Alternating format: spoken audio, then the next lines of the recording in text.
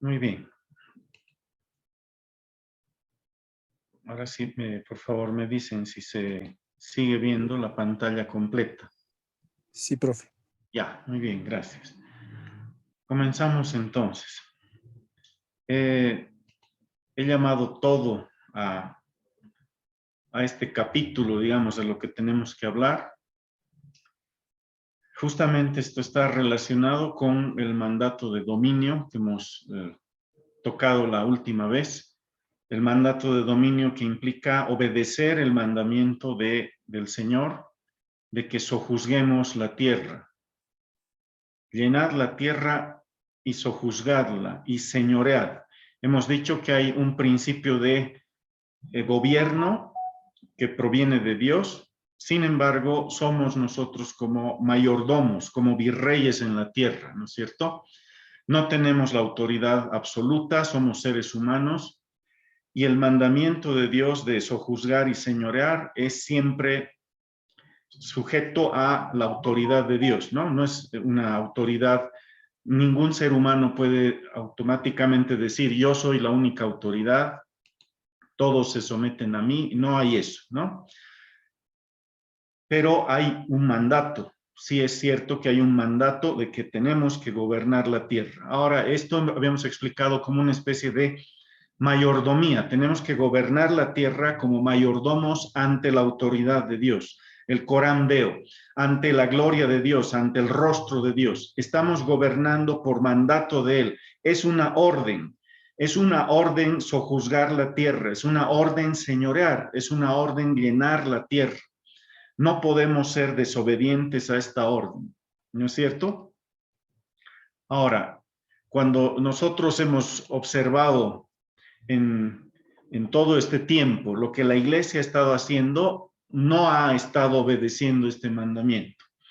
Quiero que nos refiramos otra vez a este pasaje de las Escrituras que está en Mateo 28, 18 al 20. Dice, y Jesús se acercó y les habló diciendo, toda potestad me es dada en el cielo y en la tierra.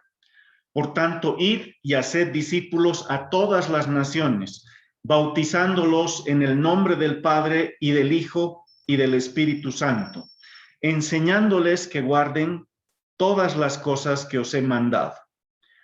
Es decir, miren, después que el Señor ha resucitado, se reúne con sus discípulos, está a punto de ascender al cielo nuevamente, volver a la gloria de Dios, a la gloria de su Padre. Pero ya el Señor Jesucristo nos dice aquí, toda potestad me es dada. Y yo quiero enfatizar la palabra toda. Toda potestad me es dada en el cielo y en la tierra. Cuando nosotros vemos el mundo antiguo estaba dividido en dos cosas nada más. Todas las cosmologías antiguas entendían solo dos cosas, lo que está arriba y lo que está abajo. Entonces, cuando el Señor Jesucristo nos está diciendo que toda potestad le ha sido dada en el cielo y en la tierra, nos está diciendo todo. Toda potestad le ha sido dada sobre todo, sobre todas las cosas, en todas las cosas. Entonces, no hay nada, absolutamente nada en los cielos y en la tierra que esté fuera del dominio del Señor Jesucristo. Absolutamente nada. Voy a leerles un pasaje de Colosenses 1:15.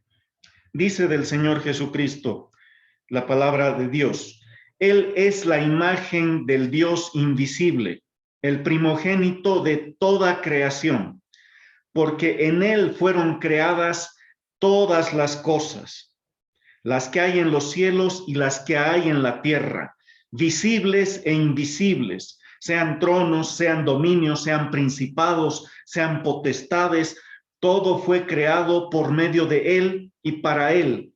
Y Él es antes de todas las cosas, y todas las cosas en Él subsisten. Y Él es la cabeza del cuerpo, que es la iglesia. Él que es el principio, el primogénito de entre los muertos, para que en todo tenga la preeminencia, por cuanto agradó al Padre que en Él habitase toda plenitud. y por medio de él reconciliar consigo todas las cosas, así las que están en la tierra como las que están en los cielos, haciendo la paz mediante la sangre de su cruz. He leído Colosenses 1 del 15 al 21. El énfasis son todas las cosas, todas las cosas. Lo que el Señor Jesucristo está diciendo justamente es eso. Toda potestad me ha sido dada. Ahora, una vez que se describe, como hemos leído en Colosenses, que el Señor Jesucristo en su mano están todas las cosas, que todas las cosas por medio de él subsisten, que todo fue creado por medio de él y para él, y que en él habita toda plenitud. Toda la plenitud de la deidad está en el Señor Jesucristo. Además, hemos leído que el Señor, por medio de él, se va a reconciliar con Dios todas las cosas, todo lo que está en el cielo, todo lo que está en la tierra, ¿no es cierto? Entonces, este vocablo, todo, es importantísimo que entendamos. Cuando dice después, por tanto, noten por favor el por tanto, o sea, a consecuencia de esto que les he dicho, ya que esto ha pasado, por tanto, y recién viene el mandamiento de ir y hacer discípulos a todas las naciones, ¿no es cierto? O sea, ¿en qué se basa el mandamiento de que vayamos a todas partes? A todas las naciones. ¿En qué se está basando? ¿En qué se sostiene? Se sostiene en que toda potestad le ha sido dada al Señor Jesucristo. Esto es importantísimo, por favor, que comprendamos. Por tanto, id, por tanto, id. O sea, cuando dice por tanto, es decir, las puertas están abiertas, vayan. Ahora sí, vayan, pueden hacerlo. ¿Por qué? Porque toda potestad me es dada en el cielo y en la tierra. Sobre esa autoridad están yendo ustedes. No están yendo sobre cualquier autoridad. No están yendo porque algún político los está enviando. No es porque ni siquiera un arcángel los está enviando, sino porque toda potestad le ha sido dada al Hijo. Por tanto, id. El mandamiento de ir y de hacer discípulos a todas las naciones depende de justamente lo que hemos leído antes, toda potestad me es dada. Y dice, id y haced discípulos, otra vez enfatizamos, a todas las naciones, a todas las naciones. Ningún rincón de la tierra se escapa del gobierno del Señor Jesucristo. Nada se escapa. Ahora, cuando dice hacer discípulos a todas las naciones, la palabra que se usa en el griego para naciones son etnias, ¿sí? Son todas las etnias, eso quiere decir naciones. Son todas las etnias. Entonces, cuando entendemos todas las etnias, en el momento en que los discípulos han recibido esto, para ellos probablemente lo que comprendían como ir a todas las etnias era ir a los romanos, ir a los griegos, algunas otras poblaciones más que han conocido en esa época. Pero es justamente este mandamiento el que ha llevado a los cristianos a la China, ha llegado el evangelio a la India y ha llegado también el evangelio aquí, a este lugar que era desconocido. ¿Por qué? Porque ha habido un mandamiento que han obedecido los cristianos, ir a todas las naciones. Donde haya naciones, donde haya etnias, ahí tenemos que estar presentes. No podemos quedarnos aquí, no podemos quedarnos en este monte. Id al monte del Amorreo y a todas sus comarcas, etcétera, etcétera, ¿no? Todas las naciones, toda potestad le ha sido dada. Ahora, continuamos. Dice, bautizándolos en el nombre del Padre y del Hijo y del Espíritu Santo, enseñándoles que guarden ¿qué? ¿Qué es lo que tenemos que guardar? ¿Qué es lo que tenemos que enseñar? ¿Que guarden qué? Todas las cosas que os he mandado, todas las cosas que os he mandado. ¿En qué consiste el hacer discípulos a todas las naciones, a todas las etnias? En enseñarles que guarden todas las cosas que os he mandado. Es decir, cuando pensamos en todas las cosas que nos ha mandado el Señor, es toda la Escritura, pues. porque su palabra ha empezado desde el Antiguo Testamento hasta el Nuevo Testamento. Ahora tenemos que comprender cómo funciona eso. No hemos obedecido este mandamiento y lo único que hemos enseñado es la salvación del alma. Imagínense lo chiquitito que hemos enseñado. Hemos enseñado entonces el principio, cómo comienza todo esto. Cuando el evangelio llega a una persona y esa persona es tocada por el poder del Espíritu Santo, es resucitada de los muertos, nace de nuevo y comienza a ser parte de la familia de Dios. Ahí empieza todo, esa es la salvación del alma. Pero ¿qué sigue después? ¿Qué más tenemos que enseñarle? Ahí es donde nos hemos descuidado por siglos, ¿no es cierto? El hacer discípulos consiste ¿en qué? En que guarden todas las cosas que os he mandado. Entonces, todas esas cosas implican muchas cosas más. No solamente la salvación del alma y toda la teología respecto a eso, sino todo lo que nos ha mandado en la Escritura, ¿no? Aquí tengo un cuadro que pertenece a Landa Coe. En su libro El modelo de transformación social del Antiguo Testamento, ella pone un cuadro aquí. No sé por qué no me ha salido el círculo de arriba más. No sé por qué no está. Sin embargo, aquí tenemos, miren, varias cosas. Ciencia y tecnología. Iglesia. Esta es la parte que hemos enseñado probablemente, la iglesia. Y hemos cometido el error de creer que el reino de Dios es la iglesia. No, la iglesia es también un satélite, un planeta que gira alrededor de ese sol que se llama el reino de Dios. Entonces la iglesia es un satélite más, es un planeta más, no es el reino de Dios.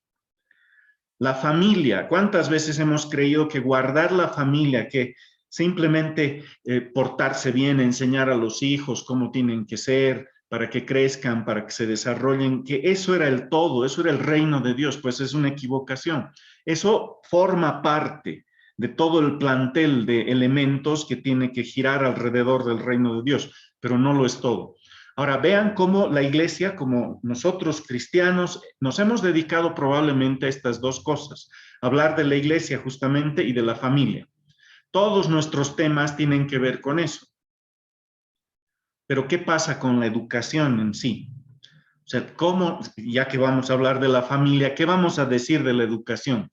Porque se entrega a los hijos a las manos del humanismo secular en los colegios, en las universidades. ¿Qué vamos a decir nosotros respecto a la educación? ¿Hay algo que tiene la iglesia que decir o no hay nada? ¿Será que en los mandamientos del Señor Dios nos ha enseñado algo acerca de la educación? ¿Cómo tiene que ser la educación?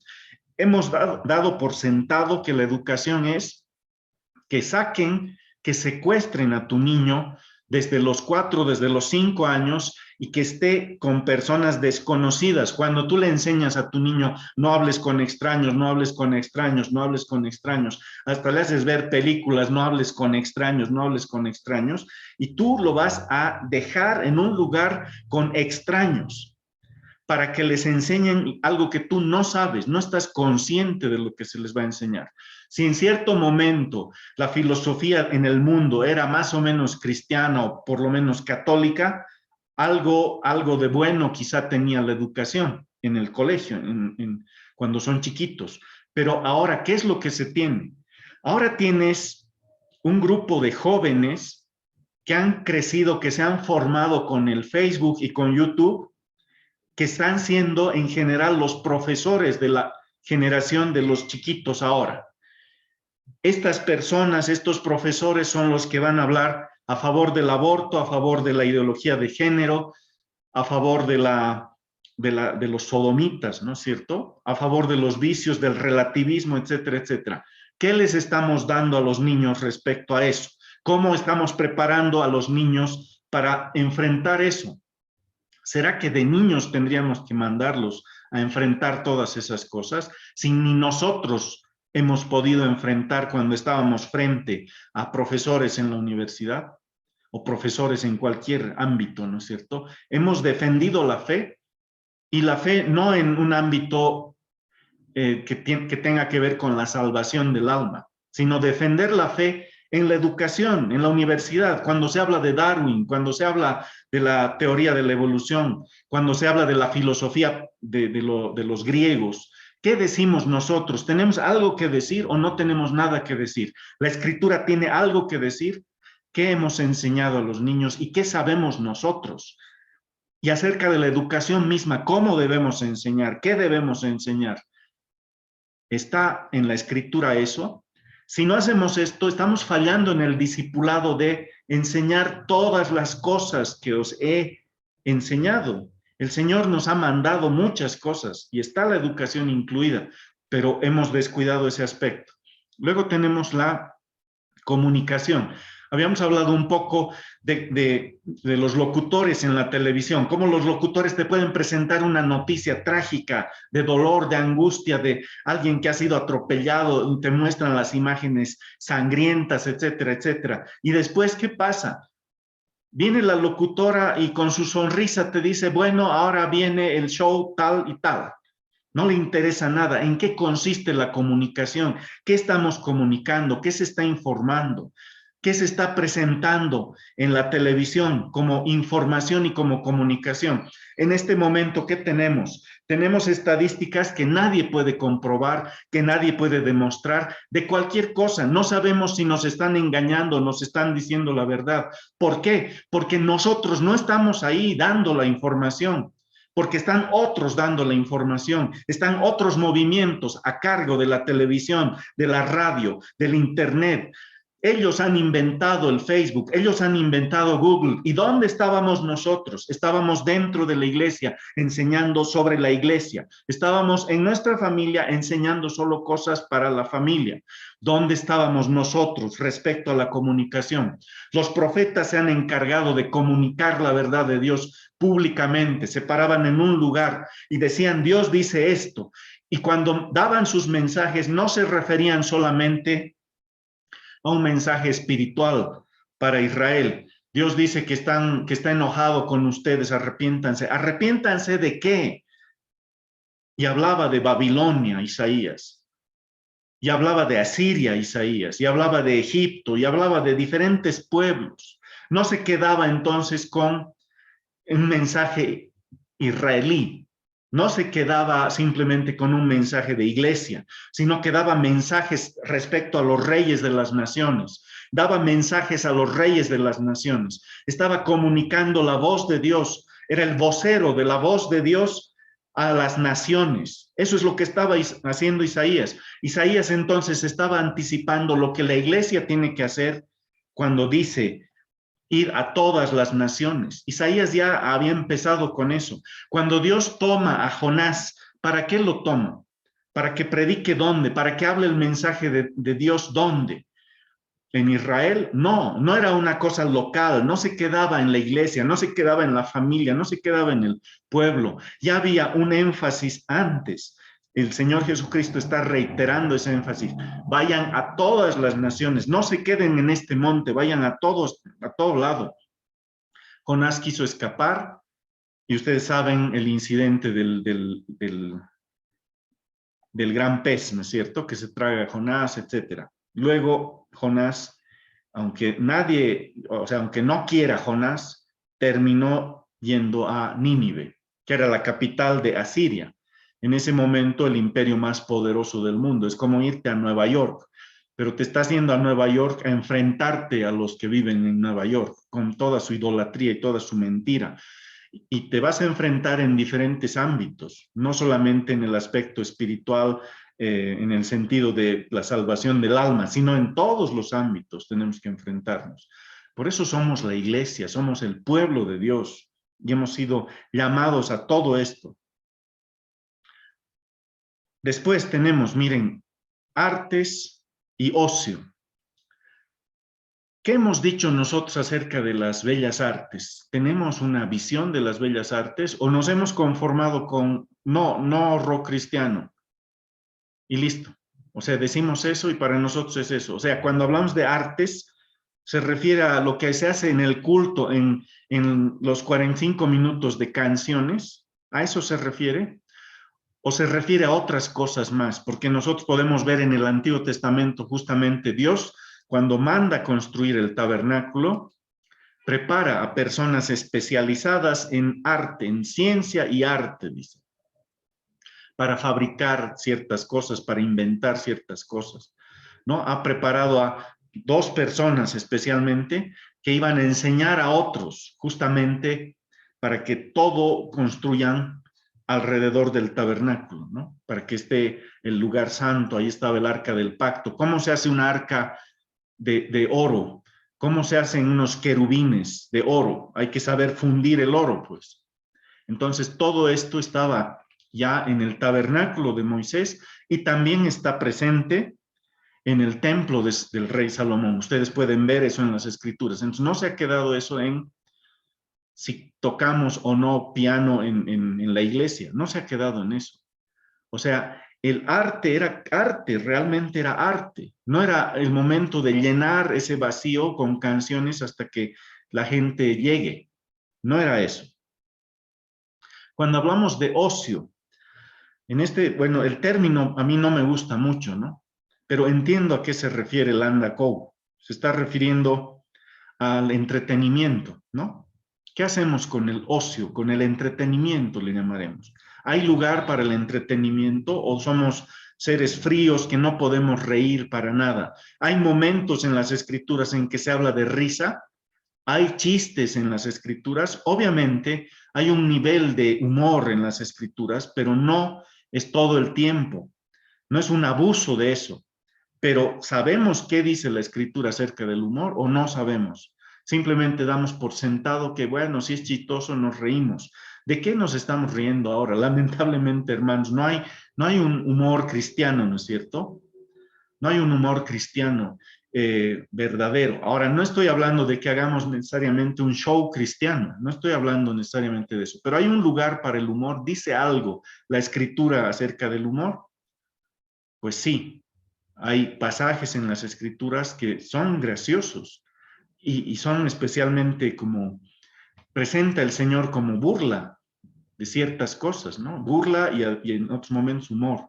Hay cosas graciosas, pero eso hay que investigar en la escritura y presentar eso, enseñar eso también. Tenemos ciencia y tecnología. ¿En las escrituras se habla de esto? Por supuesto que sí, o sea, vemos que hay inventos en las escrituras, ¿no? Lo que les acabo de decir. Digamos que el resultado en las artes va a ser un querubín de oro, unos querubines de oro. ¿Cómo se hace eso? ¿Ellos sabían fundir el metal? Por supuesto que sí.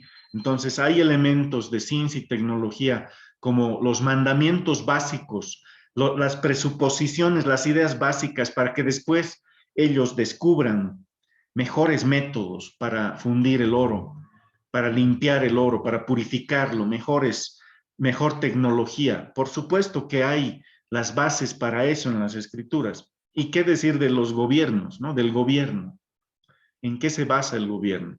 Ahora, aquí puedo tener yo mis discrepancias con Landa Cove y también con Alberto Mansuetti, como había mencionado un poco, pero ¿qué dice la escritura del gobierno? Nos acercaremos a eso, porque estamos confiando en que si es democrático y si está en la Constitución, está bien.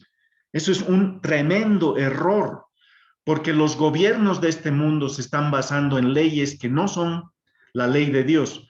Por tanto, son la ley de alguien, de algún ser humano, una criatura que quiere gobernar de acuerdo a su corazón, de acuerdo a sus apetitos, como lo hacían los césares, como lo hacían los faraones. El faraón determinaba, él decía, esto es lo que yo quiero, porque eran sus apetitos, el César también, ¿no? Estos son mis apetitos, por tanto, eso es ley. Quiero que todos me adoren, por tanto, eso es ley. Y todos tenían que adorar al César. Y todos tenían que postrarse ante el César. Entonces, ¿qué pasa? Se ha heredado eso y ahora eso se llama la constitución política del Estado, pero esta vez ya no es un solo hombre el que expresa sus apetitos en esa ley, sino son varios hombres, es un pueblo malcriado. El pueblo ahora se considera el soberano. Entonces, los apetitos del pueblo, ¿cuáles son? Se hace una lista de eso y con eso se hacen las leyes. Y las mayorías entonces están en el gobierno, ¿no? Representadas, supuestamente, ¿no? Con el sistema de la democracia. Ahora, ¿qué está pasando con esto? ¿Hay problemas con esto? Sí, pero ¿qué dice entonces la Escritura respecto al gobierno?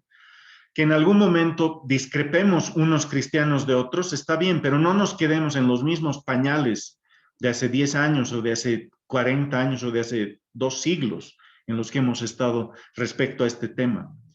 Que surjan pensadores respecto a la política, respecto a la economía, que surjan pensadores cristianos y que haya debate entre ellos, claro que sí, porque la verdad fundacional solamente es la escritura, pero después hay que edificar sobre la verdad fundacional, hay que establecer, o más bien hay que armar la verdad derivada, ¿no? Hay que sacar verdades derivadas de la palabra de Dios. Entonces, en ese intento de sacar verdades derivadas de la palabra de Dios, nos podemos equivocar y nos vamos a equivocar muchas veces, pero en ese momento, por lo menos nuestro interés es, quiero que la verdad de Dios esté presente aquí.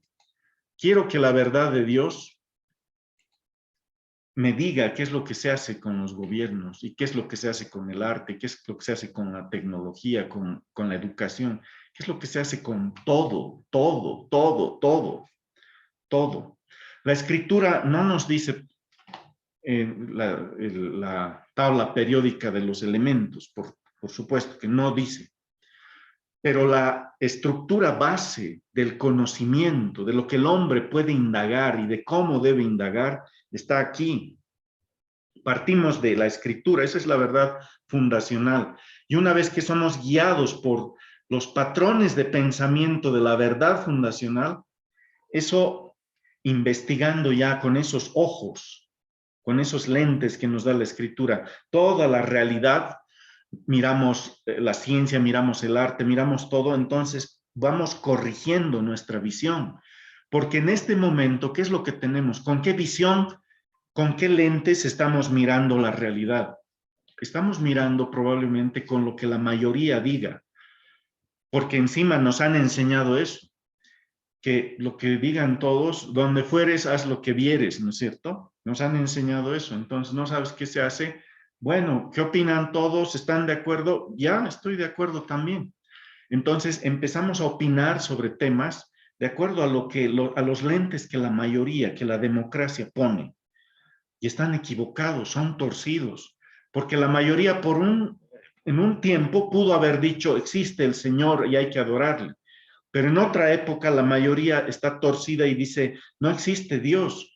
¿Qué hacemos nosotros? Les había hablado de la teoría de la evolución un poco la anterior vez, en el sentido de que nos enseña a adaptarnos a lo que hay a nuestro alrededor, al pensamiento que está alrededor. Nos adaptaremos simplemente. Teoría de la evolución, adáptate. La supervivencia del más apto, del que se adapta. Pero la palabra de Dios nos ha enseñado a luchar contra lo que está dándose en este mundo, contra el pensamiento de este mundo, luchar. ¿Pero con qué? O sea, tenemos que sacar el cassette, el chip de este sistema y tenemos que poner la verdad de Dios, ¿no es cierto? La palabra de Dios, ese tiene que ser el chip. Y con eso vamos a ver los gobiernos de este mundo. O sea, mientras no lo hagamos, no me van a entender probablemente por qué digo lo que digo acerca del gobierno. Pero no se entiende. Pero dice la escritura también, dice que los hijos de este siglo son a veces más sagaces que los hijos de la luz. ¿Qué está pasando? O sea, hay personas que se han dado cuenta que el Estado es un monstruo que nos está arrancando nuestro dinero, que nos está arrancando nuestras familias, que está enseñando lo que le da la gana. Y nosotros estamos solventando eso con nuestra plata. Y hay gente que no es cristiana, que se ha dado cuenta de eso y ha empezado a denunciar eso. Tenemos a Agustín Laje como un ejemplo de eso, está denunciando eso y otras cosas más, ¿no es cierto? ¿Y los cristianos qué? Los cristianos hemos comprendido mal la propia palabra de Dios, la propia verdad fundacional cuando dice que nos sometamos a las autoridades. automáticamente hemos dicho autoridad significa lo que la democracia diga. Entonces, autoridad es Arce Catacora, autoridad ha sido Evo, autoridad ha sido el César, autoridad ha sido el faraón, autoridad han sido los filisteos también en su momento, autoridad han sido los moabitas en su momento cuando estaban oprimiendo al pueblo de Israel. Entonces, ¿qué tenemos de concepto de autoridad? O sea, hasta la propia escritura la hemos mirado con los lentes de esta sociedad, de este mundo. Entonces, cuando enseñamos cosmovisión, justamente queremos romper eso. La cosmovisión cristiana te dice, estos son los lentes, esta es la verdad fundacional. De aquí surgen los diccionarios de nuestros conceptos.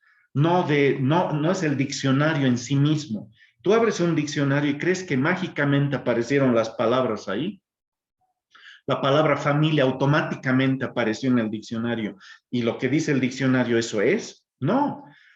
El que ha escrito el diccionario tenía un chip, tenía un cassette, tenía unos lentes con los que miraba la realidad y con eso han editado ese diccionario. Ahora, ¿qué chip era ese? En determinado momento, si ustedes ven los diccionarios Sopena, por ejemplo, los diccionarios españoles Sopena, eran diccionarios que tenían en cierto sentido una visión católica de las cosas. Entonces, cuando definían familia, era la visión más o menos cristiana de familia, era la visión católica de la familia. Entonces, cada concepto se guardaba que más o menos sea así. Y hay otras enciclopedias más o menos antiguas, españolas especialmente, que tenían eso, ¿no? En Estados Unidos, el siglo XIX tenía el diccionario Webster, que era un diccionario que buscaba definir los conceptos en base a lo que la escritura nos ilumina. Entonces, era verdad derivada o buscaba ser una verdad derivada de la verdad fundacional, que es la escritura. Se puede haber equivocado, puede estar incompleto, entonces que otros complementen. Está abierto eso a complementar, a seguir investigando, a seguir edificando, porque la única verdad fundacional es la escritura. Entonces yo me puedo equivocar y me puedes corregir, pero no podemos corregir a la escritura. Entonces la escritura es la base, pues, hasta de ese diccionario. Entonces, si el diccionario dice autoridad, si el diccionario dice familia, si el diccionario dice homosexualidad, etcétera, ¿cómo define? ¿Quién define eso? No es magia. Alguien ha definido eso en base a una filosofía de vida. Y ahora quiero que me presten atención a esto.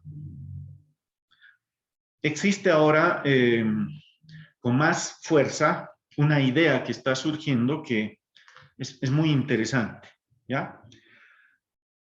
Se habla de la teoría del todo. Cuando tú tienes una teoría del todo, tu mente es más fuerte. Tu mente es más fuerte. ¿Qué quiere decir una teoría del todo? ¿Cómo funciona el todo? ¿Cómo funciona no solamente la vida humana, sino de dónde venimos, hacia dónde vamos, el planeta Tierra, de dónde vino, hacia dónde va el universo, las galaxias? Tienes una teoría del todo y con esa, cuando tienes una teoría del todo, en base a esa teoría vas a comprender una fichita de ese todo. Imagínate que es un gran rompecabezas y una fichita que no sabes qué hace. Esa fichita se llama tu matrimonio, se llama la educación de tus hijos, una ficha chiquita. Cuando la tienes suelta, no sabes qué es siquiera, no sabes qué es educación, no sabes nada. Entonces preguntas a quien sea, ¿qué es esto? ¿Qué es? Si es una ficha, ponla por ahí. Pero una vez que tienes una teoría del todo, esa ficha puedes buscarle un lugar, porque tiene que encajar con el todo. Entonces, lo que logra esta idea de tener justamente es eso, una cosmovisión, y que tú estés consciente de esa cosmovisión, de esa gran historia, de esa filosofía del todo. Una vez que tú estés consciente de eso, cada ficha chiquitita vas a buscar que encaje o le vas a buscar un lugar. Y si no encaja, quiere decir que esa filosofía del todo está mal. Por ejemplo, hay gente que tiene seguridad en lo que dice porque tiene una filosofía del todo. Cualquier persona que tenga una filosofía del todo va a tender a ser más segura, ¿ya? créame, va a tender a tener más seguridad de pensamiento, porque va a explicar las cosas en base a una idea grande. Entonces, cuando tú le preguntas sobre una fichita, sobre un temita, él te va a hablar a la luz de lo que entiende como el todo. Sin embargo, puede estar equivocado ese su todo, ¿no es cierto? Eso es lo que pasa con la teoría de la evolución, justamente. En el materialismo ateo, en el naturalismo también se llama, la idea del todo es pues que vino por un Big Bang, por el azar, las cosas llegaron hasta aquí. No se sabe de dónde vino la conciencia humana, no se sabe de dónde vino la vida, no se sabe por qué hay diferencia de nivel de conciencia que pueden tener los hombres y los animales. No se pueden contestar esas cosas porque la conciencia no es algo físico, es algo espiritual. Pero en una filosofía del todo que cree que todo es materia, tiene que explicar la conciencia, la vida, en términos meramente físicos. Cuando se enamora, una fichita chiquita, ¿cómo explica el ateo el enamoramiento? Entonces, no le queda otra que explicar. Si él cree que su filosofía del todo es materia, entonces, ¿qué va a explicar? Va a explicar el amor en base a química, nada más, porque no le queda otra, tendría que hacerlo. Ahora, cuando no lo hace, cuando el ateo te empieza a dar recetas de amor romántico, etcétera, etcétera, entonces, ¿qué quiere decir? Que está queriendo explicarte esa ficha fuera de su rompecabezas. No que él tiene una teoría del todo, no que puede explicarlo todo, su teoría. Entonces, ¿por qué esta ficha que se llama amor la explica en otros términos? La explica en términos que no son materialistas. ¿Qué es lo que está pasando con el ateo en ese momento? Está robando la explicación de otros rompecabezas, porque sabe que su propio rompecabezas no tiene explicación alguna para ese punto. Entonces, cuando el ateo o el naturalista te habla de ciencia, él dice, ahí estoy en mi cancha, te dice, ¿no? Porque te va a hablar de lo físico. Entonces, puede ser que comprenda muy bien esas cosas. Pero cuando te habla de elementos espirituales, por ejemplo, cuando hay que enterrar a alguien, si uno realmente creyera que el todo es materia, entonces, ¿qué significa la muerte? Que se ha desequilibrado la materia. Ah, se ha desequilibrado tu mamá, se ha desequilibrado tu tía porque está muriendo y simplemente es un desequilibrio y bueno, ¿y qué sigue? Se pudre su cuerpo. Eso nomás. Entonces, ¿para qué la entierras? Porque se pudre. Eso tendría que responderte, pero nadie te va a responder eso. Sería ofensivo plantearles siquiera que digan eso. Ah, pero eres ateo, se pudre, pues. Es carne podrida nomás. No, pero el ateo en ese momento está indefenso porque no tiene recursos mentales para explicar la muerte, porque hay algo espiritual pues implicado, entonces no tiene recursos en su idea de todo. Entonces tiene que robar de otro lado. Por eso le vas a oír al ateo hablar de consuelo. ¿El consuelo acaso es materia? Le vas a oír hablar de paz, de tranquilidad. Le vas a oír hablar del más allá, incluso en algunos casos, o que ya está descansando. No, pues no es descanso, está podrido eso, si fuera pura materia. Entonces, ¿por qué él toma esos términos? Porque no queda en su explicación del todo, no hay material, no hay en su supuesta verdad fundacional, no tiene elementos para explicar el mundo espiritual. En las religiones que creen que todo es ilusión, como el budismo, el hinduismo, no pueden explicar la realidad física, no pueden explicarla, porque en su propia noción de pensamiento, ellos creen que el mundo que nos rodea, la realidad, lo que nosotros llamamos la realidad, es una ilusión, que es un castigo. En el budismo todo es sufrimiento, toda la realidad es un sufrimiento. ¿En qué sentido? Sufrimos porque estamos conscientes. Por tanto, la conciencia de que estamos aquí, eso es lo malo. Entonces ellos buscan no estar conscientes. Por eso meditan, por eso quieren que su mente esté en blanco, porque quieren lograr un estado en el que no estén conscientes. Esa es la única manera de librarse del sufrimiento, de librarse de los deseos, o sea, dejar de estar consciente. Por tanto, una roca y un ser humano, ¿cuál es más dichoso? La roca. Esa debería ser la respuesta de un budista, de un hindú. ¿Por qué? Porque en su teoría del todo, en cierto modo, la roca tiene menos conciencia que la persona. Entonces, debe estar sufriendo menos. Y a la larga, a lo que apuntan estas religiones, es a decirte que el todo es ilusión. No existe en realidad el todo, no existe nada. Pero lamentablemente estamos como encarcelados en un mundo, en una cosa que nos hace creer que existe la realidad. Y ese es nuestro castigo. Ese es el budismo, ese es el hinduismo. Y entonces por eso se reencarnan hasta desde animales a veces, ¿no? Hasta llegar a ser budas, ángeles, qué sé yo, y en algún momento van a llegar al uno, o sea, se van a unir a Dios, pero no es Dios en el sentido cristiano, es el nirvana, es la desaparición, es el no soy, ese es el paraíso, el no soy. Entonces, imagínense, ¿puede alguien que tiene esa idea de la vida, del universo, esa teoría del todo, hacerse cargo de la mecánica, de la química? No, pues si cree que no existe, si cree que todo es ilusión, ¿cómo va a hacerse cargo? Pero hay budistas que se hacen cargo de la física, de la química. Entonces, ¿cómo lo hacen? Es que están traicionando a su visión del todo, porque su visión del todo no tiene elementos conceptuales para hablar de química o de física. Por tanto, tiene que robar de otra filosofía y disfrazarse por un momento de cristiano para hablar de química. O tiene que disfrazarse por un momento de materialista, de darwinista para hablar de química. Porque en su filosofía no existe la materia, no existe nada. Todo es una ilusión y es como un castigo que estamos viviendo. ¿Se entiende esta teoría del todo?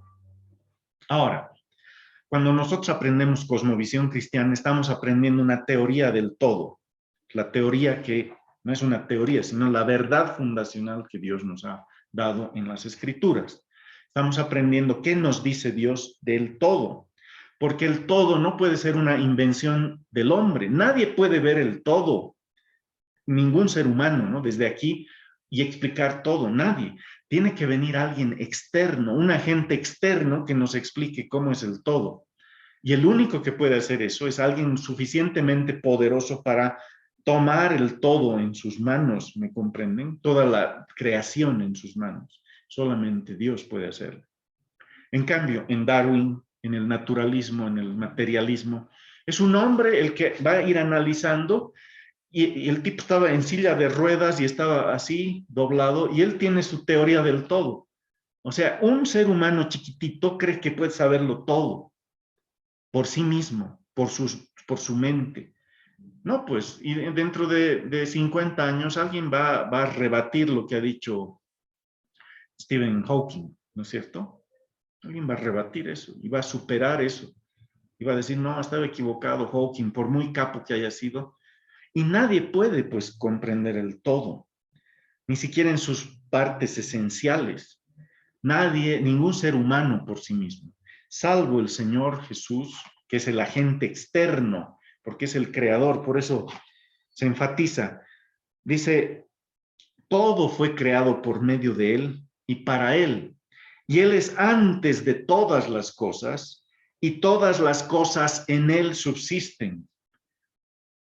O sea, toda la realidad creada se sostiene en el Señor Jesucristo.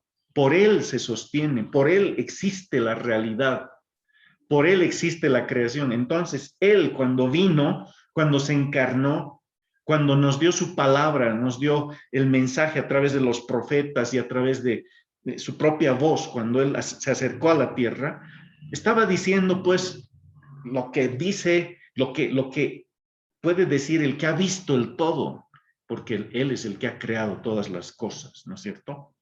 Entonces, nuestra idea del todo, la idea cristiana, proviene de las escrituras y no proviene de nosotros mismos. Eso es como base, esa es una principal diferencia entre las otras teorías del todo, entre comillas, porque no son todo lo que explican, y la teoría y la idea cristiana, la cosmovisión cristiana. ¿Por qué las otras teorías no son realmente no explican todo? Primero porque niegan una parte de la realidad. El ateísmo, el materialismo está negando la parte espiritual. Son ciegos a eso. Por eso no pueden explicar cosas espirituales como el dolor por la muerte, salvo en términos químicos. Ah, tiene dolor por la muerte, dale un analgésico, no sé, una pastilla. No comprenden eso, no podrían explicar como materia eso. Ahora van a tratar de explicarlo. Seguramente van a decir que es química nomás, el sentimiento. Pero imagínense en un velorio de su mamá, que nosotros digamos, sí, pero es química nomás lo que estás sintiendo. Toma esta pastillita, amigo. No, pues se va a ofender. Eso es porque no ve el todo realmente. Aunque dice que tiene una teoría del todo, no es del todo.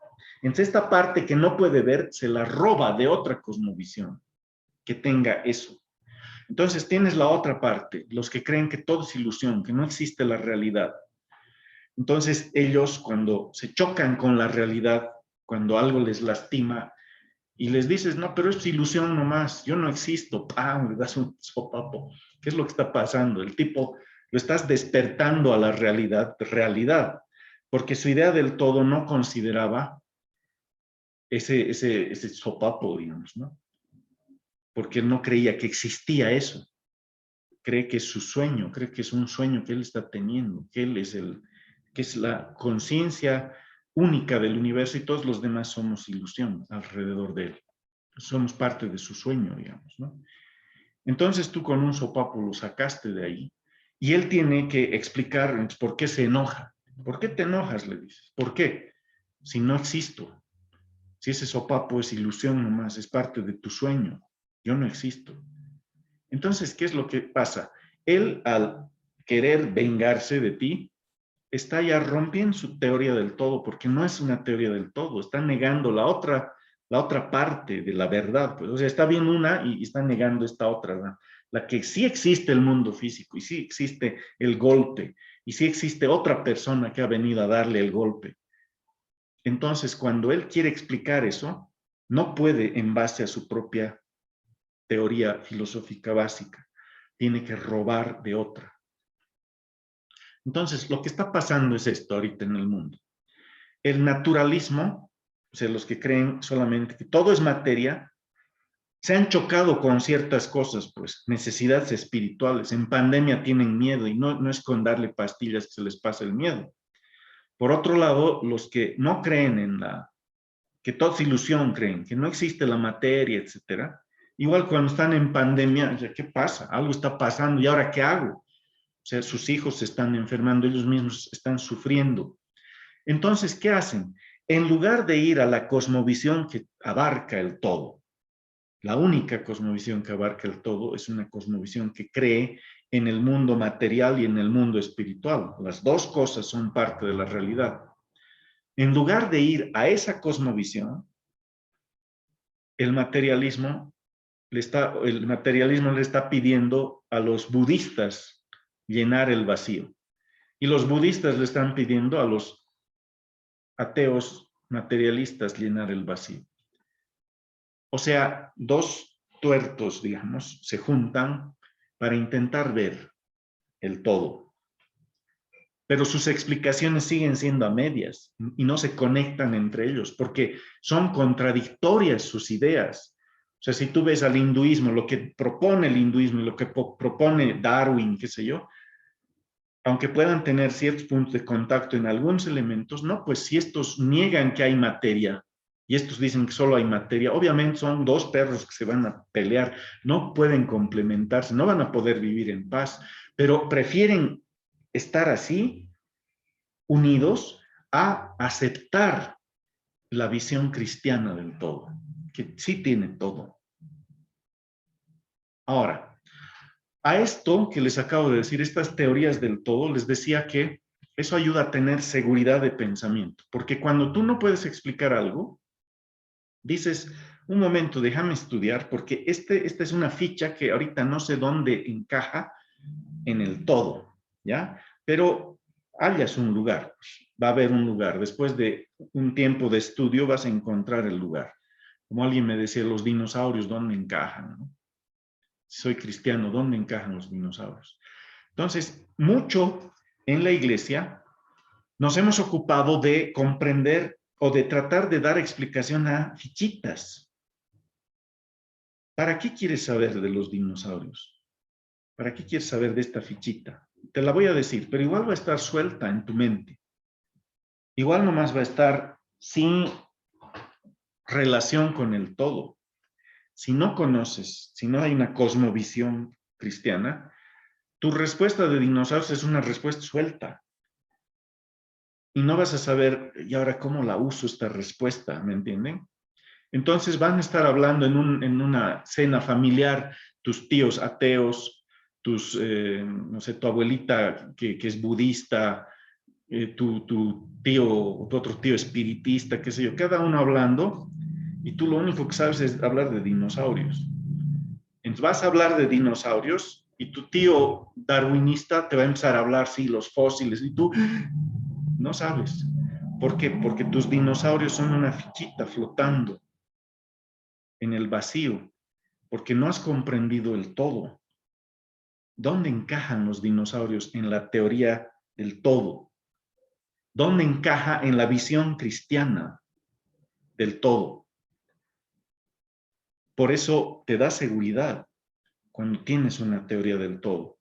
Entonces, el ateo, mientras tenga una teoría del todo, equivocada incluso, pero tiene seguridad de ciertas cosas. O sea, hay cosas que sí parece que le encajan a su teoría, entonces él las explica, sí, esto es así, esto es así, hasta que le pones una ficha que es espiritual y el ateo ya no sabe qué hacer. Pero aún así les da seguridad tener una visión global, una cosmovisión, ser consciente de una visión global del todo. Entonces, tus debates chiquititos sobre temas chiquitos, hermano, ¿se puede diezmar? ¿Hay que diezmar? ¿No hay que diezmar? A ver, un ratito. ¿Se puede usar batería en la iglesia? No se puede. Así yo, a veces me caliento. A ver, digo, ¿para qué quieres la ficha suelta? ¿Me comprenden? Ya te doy la ficha. Digamos, te digo, ya, sí se puede batería. O te digo, no, no se puede la batería. Y tú vas a estar con tu fichita, no se puede batería, no se puede. Y te van a decir, ¿por qué? Y no sabes. Porque no tienes el rompecabezas entero y no sabes qué papel juega tu batería o tu no batería en el todo.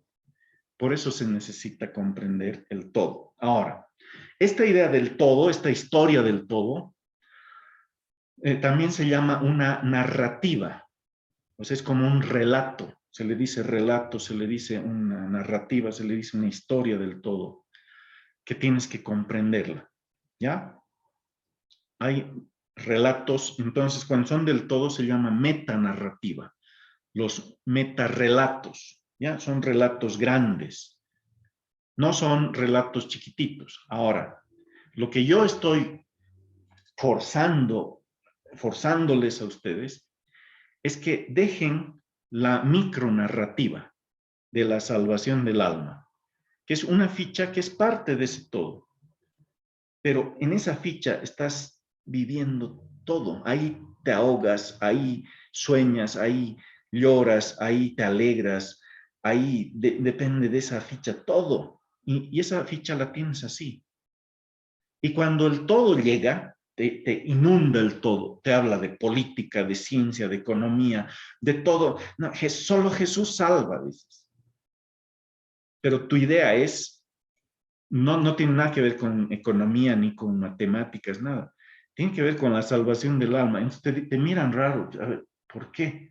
¿Qué tiene que ver? Estamos hablando si esta ecuación está bien resuelta o no. Solo Jesús salva. Sí, pero ¿comprendes? Cuando te ocupas de fichitas chiquitas y no tienes una visión global, No puedes abandonar esa fichita porque tú estás viviendo, imagínate que todo esto es como un mar y tu fichita es tu tabla de salvación justamente y está flotando. Y cuando te piden abandonarla, no la vas a abandonar. ¿Por qué? Porque ahí afuera está el mar, me voy a ahogar. Es porque no tienes una tierra firme del todo.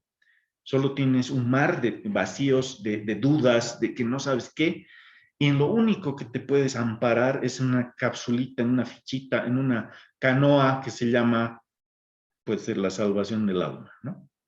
Entonces, estás tu vida flotando así. Y en ese mar gigante aparecen elementos que tú los ves como monstruos. Y aparecen las matemáticas ahí. Y aparece la economía.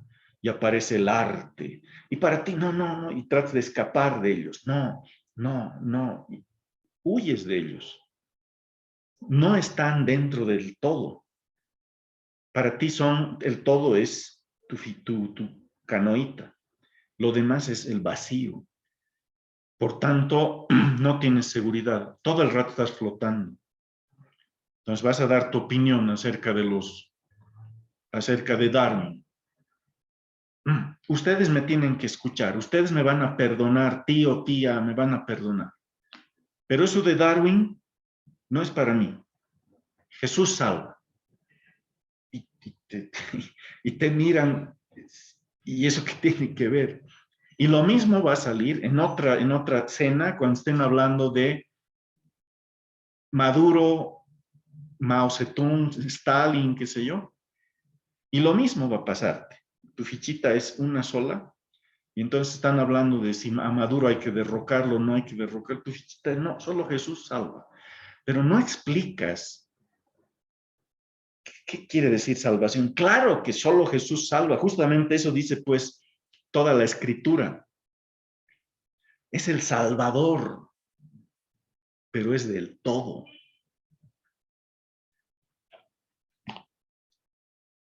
Por cuanto agradó al Padre que en él habitase toda plenitud y por medio de él reconciliar consigo todas las cosas, así las que están en la tierra como las que están en los cielos, haciendo la paz mediante la sangre de su cruz. Todas las cosas, toda potestad me ha sido dada, pues justamente ese es el todo al que me estoy refiriendo. Entonces, nuestra tablita de salvación, nuestros cantos, nuestra vida es así chiquitita. ¿Cuál es la solución a la pandemia? Por supuesto que es el Señor Jesucristo, pero no sabes explicar en qué sentido. Entonces, lo único que dices, así que haz esta oración para que se salve tu alma. Ese es el único recurso que tiene la iglesia cuando no tiene una visión del todo. Eso es lo que nos estaba pasando, pues hace un año probablemente seguías ahí nadando. Ahorita ya un poco más habrá crecido tu idea, ya conoces mejor, ya no es una lanchita que está ahí en el océano Pacífico, sino ya es algo más grande, ¿no? Por lo menos un buque, con tal que no sea un Titanic que se hunda, que esté amparado en la verdad fundacional, ¿no? Pero ya estás aprendiendo la idea del todo. Ahora, eh, eso va a evitar que te entretengas en temas que son secundarios cuando tengas una visión global. Entonces, hermano, mira, estos están pidiendo plata en esta iglesia. Y yo digo, sí, está mal, porque yo tengo la ficha y sé dónde encaja esa ficha. Sí, está mal que pidan así indiscriminadamente, que engañen, que vendan milagros. Todo está mal, ya. Pero no te ocupes solamente de eso. Quiere decir que, es que hermano, estoy aprendiendo. Ya, está bien, has aprendido. Ya no es la salvación del alma nomás. Ahora es todas esas iglesias que piden plata, les voy a dar palo. Ya tienes dos cositas, dos fichitas sueltas. Pero igual no están encajando en el todo, ¿me comprenden? Igual no sabes cómo encaja eso con el todo. Y te voy a lanzar el todo. ¿Sí? Por ejemplo, cuando tú dices, no, mira, están pidiendo plata. estos son unos ladrones, estos pastores de tales lugares, etcétera, etcétera. Están vendiendo milagros. Los milagros son por gracia de Dios. No, todo eso ya puede ser verdad. Está bien. Entonces, viene el gobierno de tu país y te dice, dame tanto por ciento de lo que ganas. Con algo que en tu cara te grita, se llama impuestos, te está imponiendo. Y tú, ni aunque te digan impuesto, así impuesto, te dice, ni aún así percibes la palabra imposición, ni aún así, no te das cuenta. Y tú das, encima te han hecho creer que eres un buen tipo porque haces eso, ¿no? Entonces entregas tus impuestos como si estuvieras haciendo un gran bien a la nación, entregas tus impuestos. Y el gobierno usa para llevar esa tu plata a otros países para expandir el comunismo. Otro reino. Y tú te estás peleando con el pastor de la esquina de tu casa que pide diezmos que deben llegar, digamos, a 1,000 bolivianos ese domingo, ha robado. Y no piensas todo lo que el Estado está robándonos a la iglesia. No robando en sentido figurado, sino cuando te piden impuestos. Y esos impuestos sirven para muchas cosas que no tienen nada que ver con el reino de Dios. Un gran porcentaje de eso en las naciones se está utilizando para financiar la filosofía LGBT, ¿no es cierto? El aborto. ¿Ustedes creen que esa gente va a estar ahí ladrando en las calles con sus banderas y sus baberos verdes gratis? Muchos al principio sí, puede ser. Pero ¿cómo se sostiene eso para seguir peleando hasta que se vuelva ley? Con dinero. Y ese dinero debe ser de otros países que llega. Igual han robado dinero en los mismos Estados Unidos, los mismos Estados Unidos que son así, que no tienen visión cristiana tampoco. Entonces les sacan impuestos y un montón de esa plata debe ser para que en Bolivia las feministas metan bulla, para que las abortistas metan bulla y logren una ley. Plata de Estados Unidos, de Europa, ¿de dónde será esa plata con la que pagan para que esas leyes se den aquí? Les pagan a los gobiernos de aquí también para que hagan que en el Parlamento se presenten proyectos de ley, de esas cosas. Y nosotros, con la fichita chiquita del tipo ese que está robando 1,000 bolivianos, ya está bien, es un ladrón, ya está bien.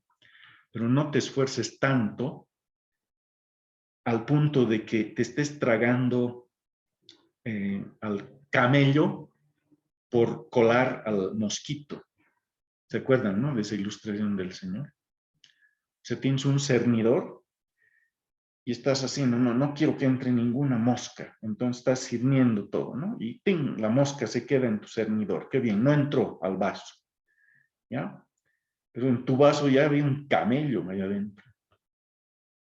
Se llama Estado, se llama el gobierno anticristiano, el socialismo.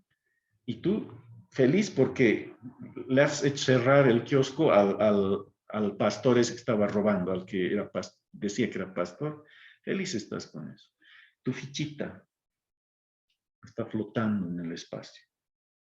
Se comprende por qué se necesita la cosmovisión, por qué se necesita enfatizar el todo lo he llenado del Evangelio de Cristo. Todo, todo, toda potestad me ha sido dada. Todo fue hecho por Él y para Él. Todo, todas las cosas. Reconciliar consigo todas las cosas, etcétera, etcétera. ¿Entienden esta historia del todo? Entonces, ha venido luego una filosofía, y esa es la que está dándose en este momento, ¿ya? Una filosofía que se llama posmodernismo, que en otro momento podemos ver qué cosas tiene, qué elementos tiene. Les quiero mencionar uno que está relacionado con lo que estamos hablando. El posmodernismo niega o enseña que no tienen que haber metarrelatos, metanarrativas, historias del todo. No tiene que haber. Se enseña que esas ideas son las que traen las religiones gigantes, que han traído las guerras. Incluso te pueden hablar hasta del marxismo, porque el marxismo tiene una teoría del todo. Y te dicen, no, el comunismo ha traído daño. Entonces el posmodernismo que tiene raíces marxistas, pero puede criticar al comunismo, que es el hijo predilecto del marxismo, ¿no es cierto? Pero puede criticar porque el posmodernismo quiere que vivas en tablitas chiquititas, te prohíbe ver el todo. Se enfatiza que si tú estás mirando de cierta manera un elemento, déjale a otro vivir de otra manera. Si tú crees A, él cree B. No te traumes con eso. Y este cree C y este cree D. No importa, todo es válido. No hay una visión del todo. No te preocupes en conectar tu vida con una idea de Dios, del más allá, de dónde venimos. No, tú viví el ahora, viví el presente, nada más. Sé feliz. Entonces ustedes van a ver el Facebook lleno de esa idea, el ser feliz, el que tengo derecho a equivocarme y tonterías esas, ¿no? Todo lo que está en esos libritos de autoayuda o de psicólogos, hasta psicólogos hay que enseñan esas cosas, ¿no? Entonces son cositas en las que ellos se les ha enseñado que se despeguen de la teoría del todo y que vivan fragmentos. Por eso viven fragmentando la vida. Entonces, cuando van a hablar de un tema, entiendan bien, cuando esas personas, el postmoderno, el que tiene mentalidad postmoderna, que puede ser tú probablemente, o no sé, por ahí no, ya no eres, cuando hablas de un tema, ellos miran solo ese tema, ¿ya? Cuando hablan de otro tema, ellos se saltan a otra tablita y hablan solo de ese tema. No importa la conexión de los dos temas, no importa, porque no hay un todo. Esto es, en ese momento es su todo. Cuando hablan del otro tema, en ese momento es su todo. Así que nunca conectan las cosas. Entonces no les interesa contradecirse. Por eso pueden decir en la pandemia, no, ponte barbijo, ¿no? Que hay que respetar la vida. Y al mismo, en una tablita te dicen eso. Y en otra te dicen aborto. No que estabas a favor de la vida y cómo es eso. Te escuchan en la pandemia reclamando contra los que no usan barbijo. Entonces, ¿por qué ahora estás a favor del aborto? Y sin barbijo y con tu babero verde aquí abajo. Ni siquiera el babero de barbijo se ponen. ¿Por qué haces eso? No conectan. El posmodernismo es el que está educando a las masas en este momento. El Facebook tienes eso. Todo es fragmentado. O sea, tú estás feliz, ja, estás riendo, al otro segundo estás, ¡ay, qué grave, mira lo que lo han matado! Y al otro siguiente, ucha, mañana hay clases, tenemos que ir. Al otro siguiente, haces así tu flash o tu mouse, qué sé yo, pasas a la siguiente noticia, de fragmentos, fragmentos, fragmentos. Y cada fragmento te hace llorar, te hace vivir, y no los conectas, porque no tienes una visión del todo. No se te ocurre conectar.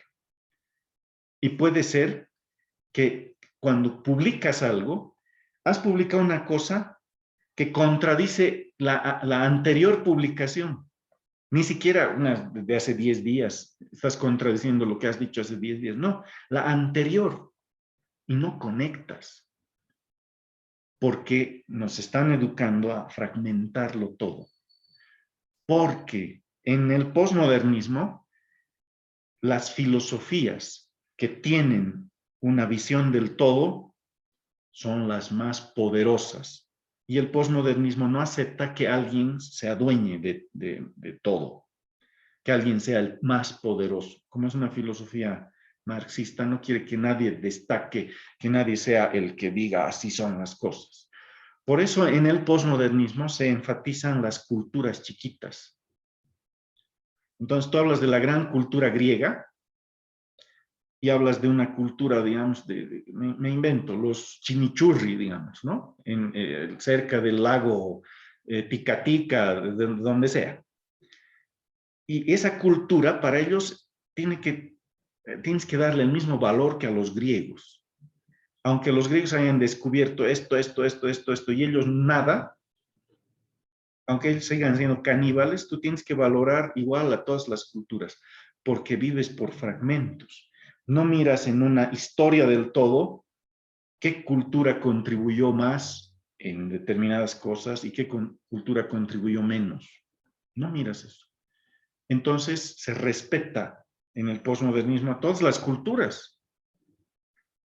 Ahora, cuando no hay una teoría del todo, y uno dice, no, hay que respetar todas las culturas, y después aparece la noticia de que los talibanes están ahí ahora en el gobierno en Afganistán. ¿Qué hacen los posmodernos? ¿Qué hacen estos que dicen que hay que respetar todas las culturas? ¿Qué van a decir? Entonces, respetemos la cultura islámica de los talibanes, pues. Si quieres ser coherente, entonces respeta, pues, esa cultura también. No, pero ahí es cuando se chocan con la realidad. Y ahí es cuando se dan cuenta, la macana, sí, tenía razón el profe, había que tener una teoría del todo donde encajen las cosas.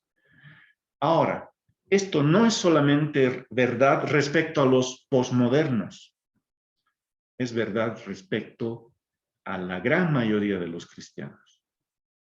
Es el mismo fenómeno. Están viviendo en fragmentos. Entonces están en la salvación del alma, y como que se sacan la polera de la salvación del alma cuando van a hablar del fútbol. Y ahí hasta las palabrotas saldrán, qué sé yo, ¿no? Se sacan la polera de futbolista y se vuelven, van a la marcha de Carlos Mesa y son el Guasón, se disfrazan del Guasón. Y se sacan la máscara del Guasón y el domingo había sido el que va a predicar.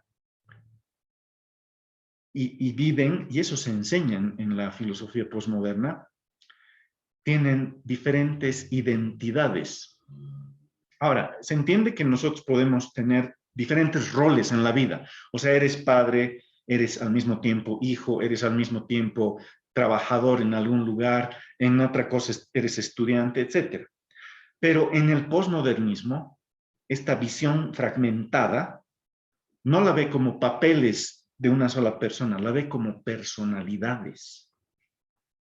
Eso se llamaba esquizofrenia antes, pero ahora se motiva a que la persona tenga su visión fragmentada. Entonces, es como si, yo me llamo Rolando Cristian, Rolando dice X y Cristian dice y déjales a los dos.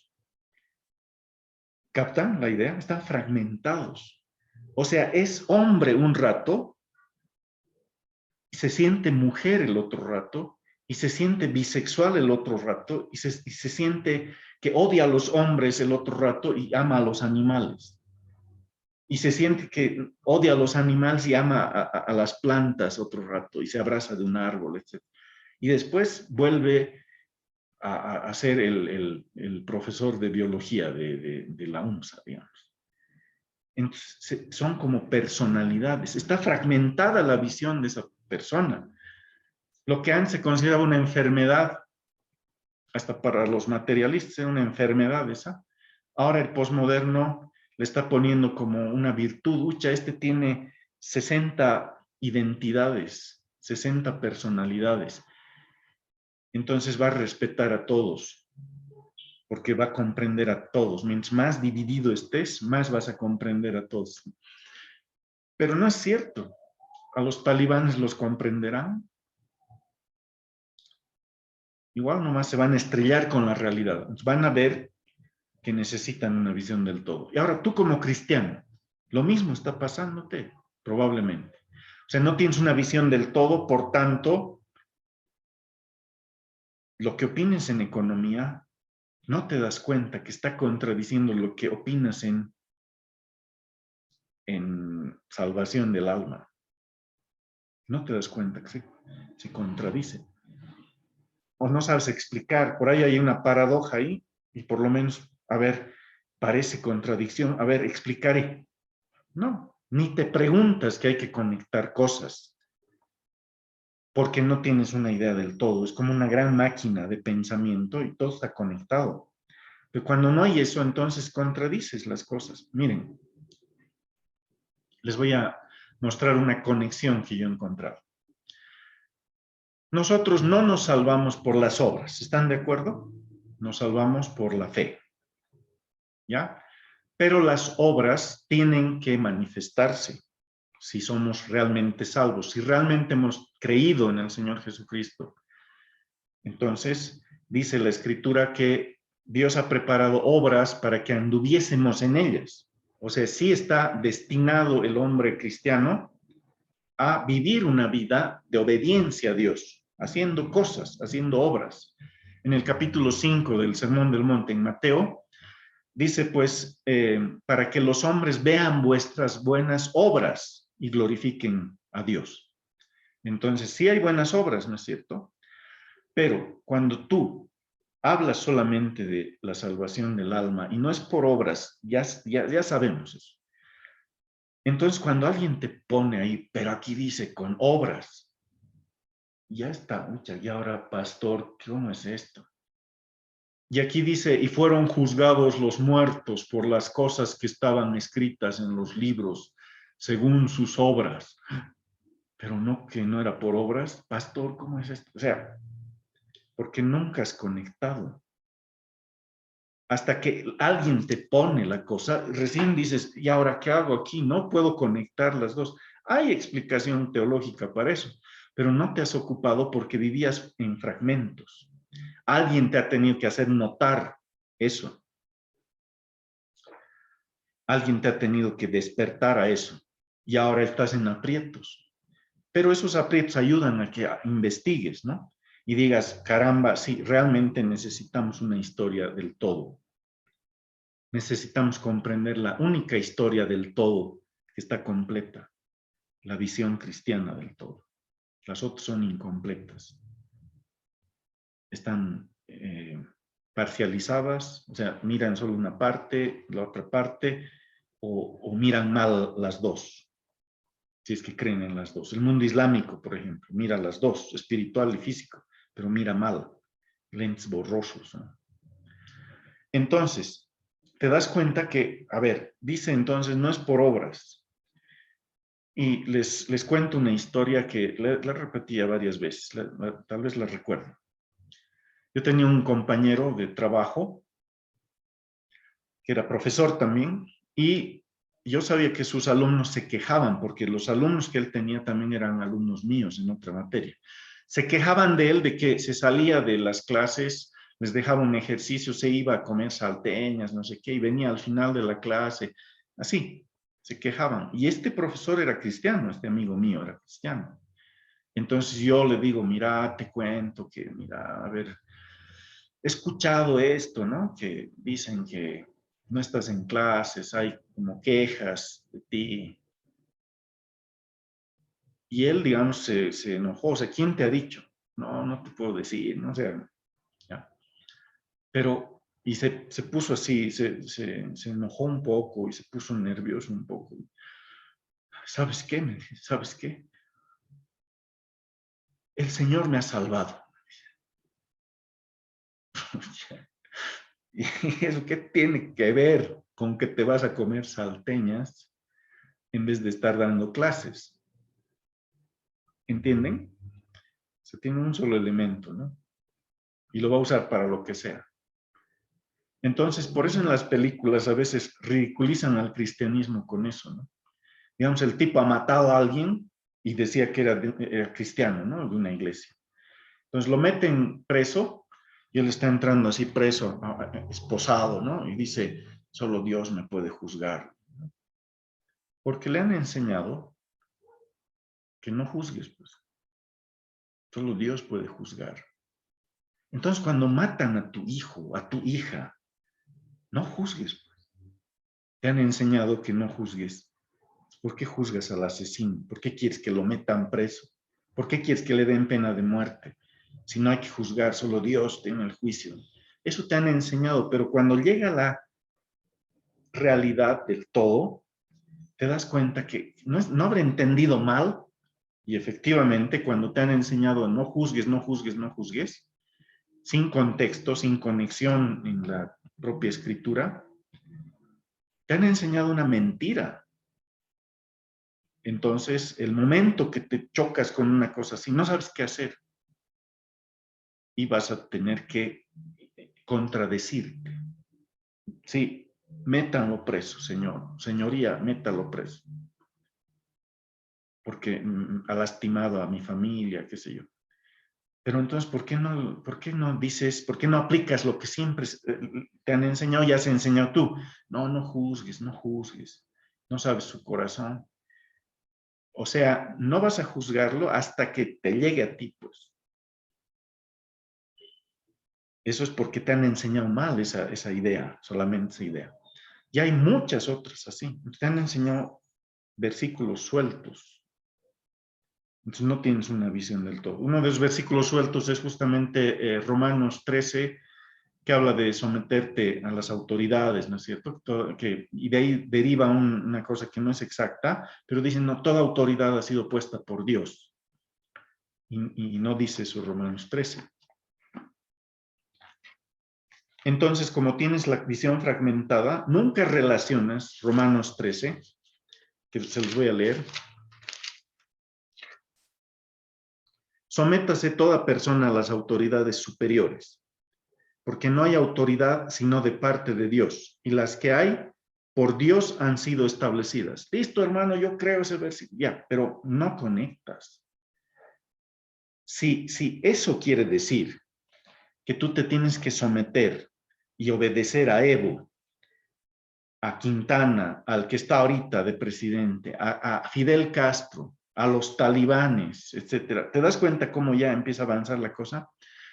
Si crees que es eso, entonces Moisés era un desobediente, ¿no es cierto? Porque lo que ha ido es a reclamarle al faraón. Dios dice, deja ir a mi pueblo.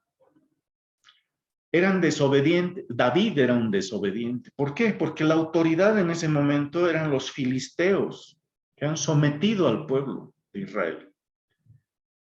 Entonces la autoridad era el rey de Gat, que estaba seguramente gobernando todo eso. E Israel era ahí un subconjunto nomás dentro del conjunto grande que se llama Reino de los Filisteos. Israel era ahí una cosa chiquitita con su propio rey, pero no puede hacer nada porque están los filisteos ahí. David, ¿qué hace? Está desobedeciendo a Pablo, ¿me entienden? Estará desobedeciendo a Pablo. Moisés estará desobedeciendo a Pablo, Josué estará desobedeciendo a Pablo, Isaías está desobedeciendo a Pablo, Jeremías está desobedeciendo a Pablo, o nosotros estamos desobedeciendo a Pablo y estamos mirando otra cosa, estamos mirando mal, porque nuestro Romanos 13, en lugar de conectar con el todo de la escritura, lo hemos conectado con otro rompecabezas que tiene un huequito ahí donde entra Romanos 13, que muy apropiadamente el César ha armado y deja un campito para que la iglesia meta Romanos 13 ahí.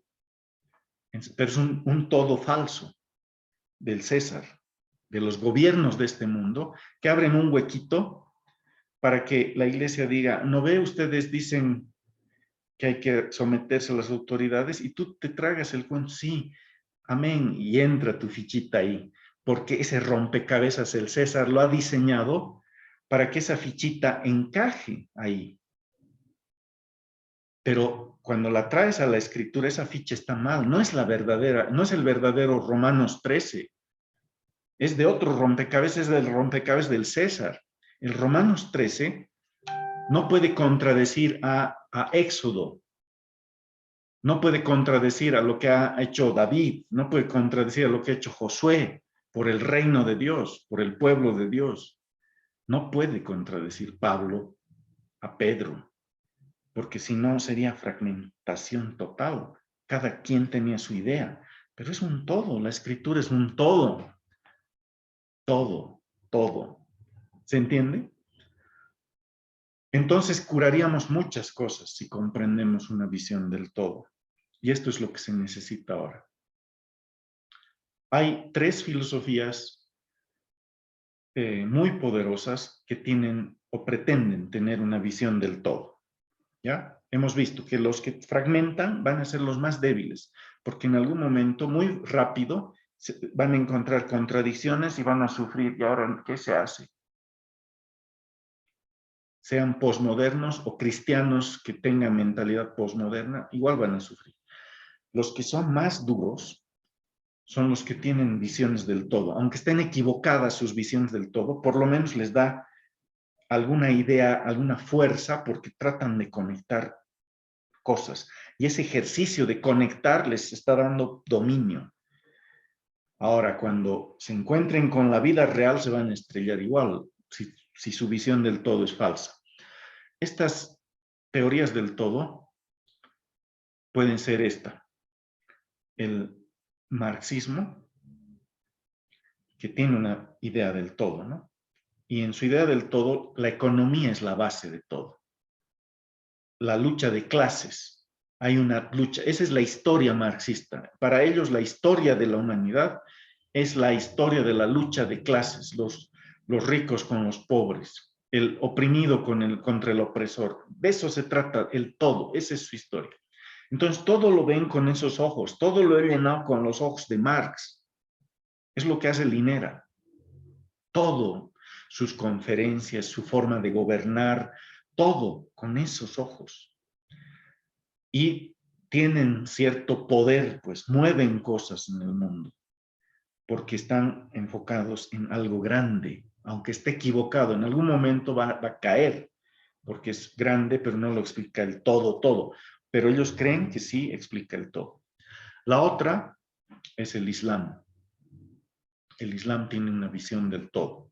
Van a enseñar en sus universidades el mundo espiritual y el mundo físico y lo tratan de conectar y está el Corán de por medio, etcétera, etcétera. ¿Se están equivocando? Sí, pero mientras tienen esa idea de que están conectando cosas, el ejercicio que hace su espíritu y su mente de conectar cosas para que sea coherente, hace que sus mentes sean más fuertes.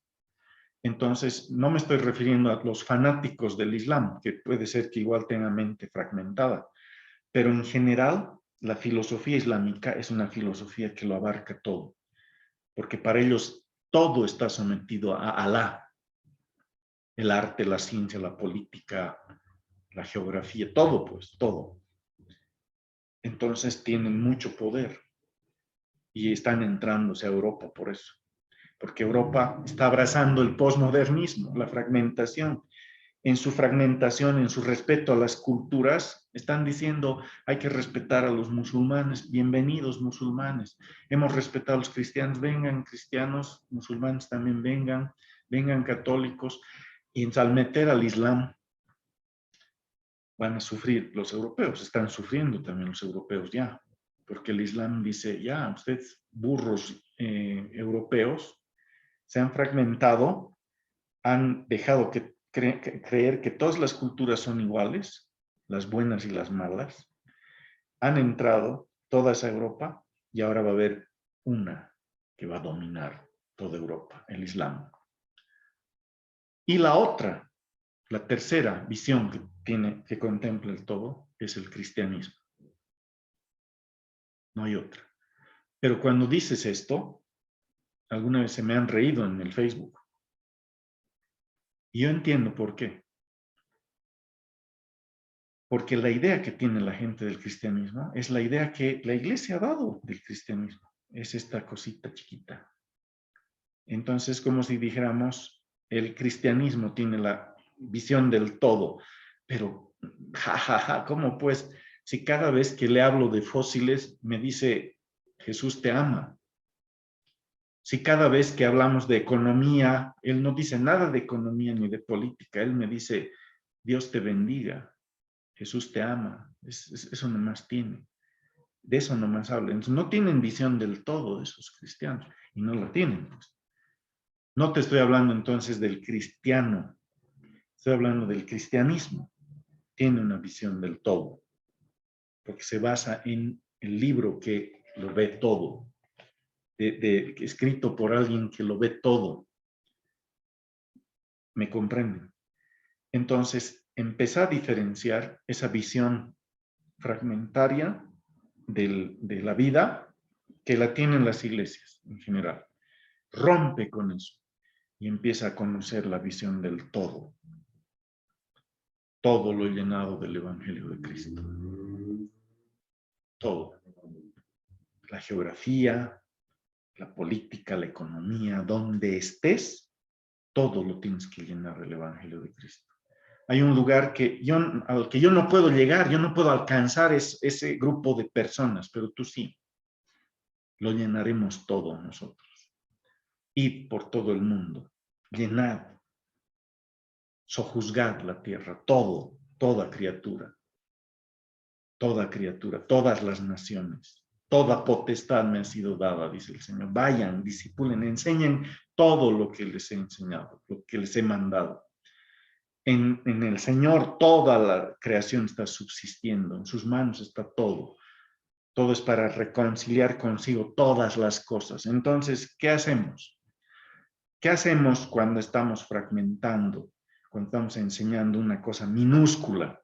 Estamos perdiendo fuerza ante el marxismo y ante el islam. Eso es lo que está pasando. ¿Cuáles son las filosofías ahorita más fuertes en el mundo? El marxismo y el islam.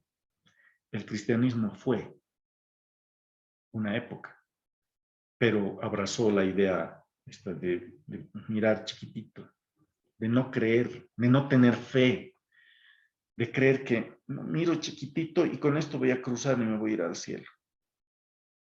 Pero Dios no te deja, pues. O sea, naces de nuevo y estás en el botecito que se llama salvación del alma. Y Dios quiere que todo esto conozcas y sojuzgues. Entonces, cuando tú no quieres, no, al cielo nomás, hermano. No quiero ir al cielo nomás, hermano.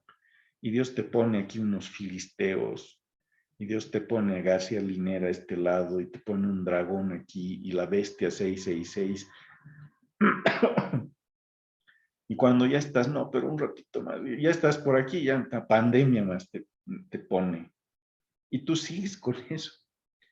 Nosotros debíamos haber descubierto la vacuna para no ser estafados, ¿no es cierto? Pero no, pues no había habido muchos científicos cristianos, seguramente, no sé.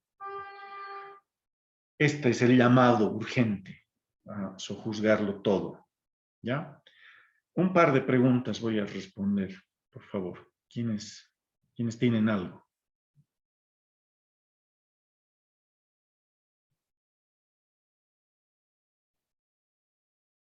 ¿Ya? ¿Nadie?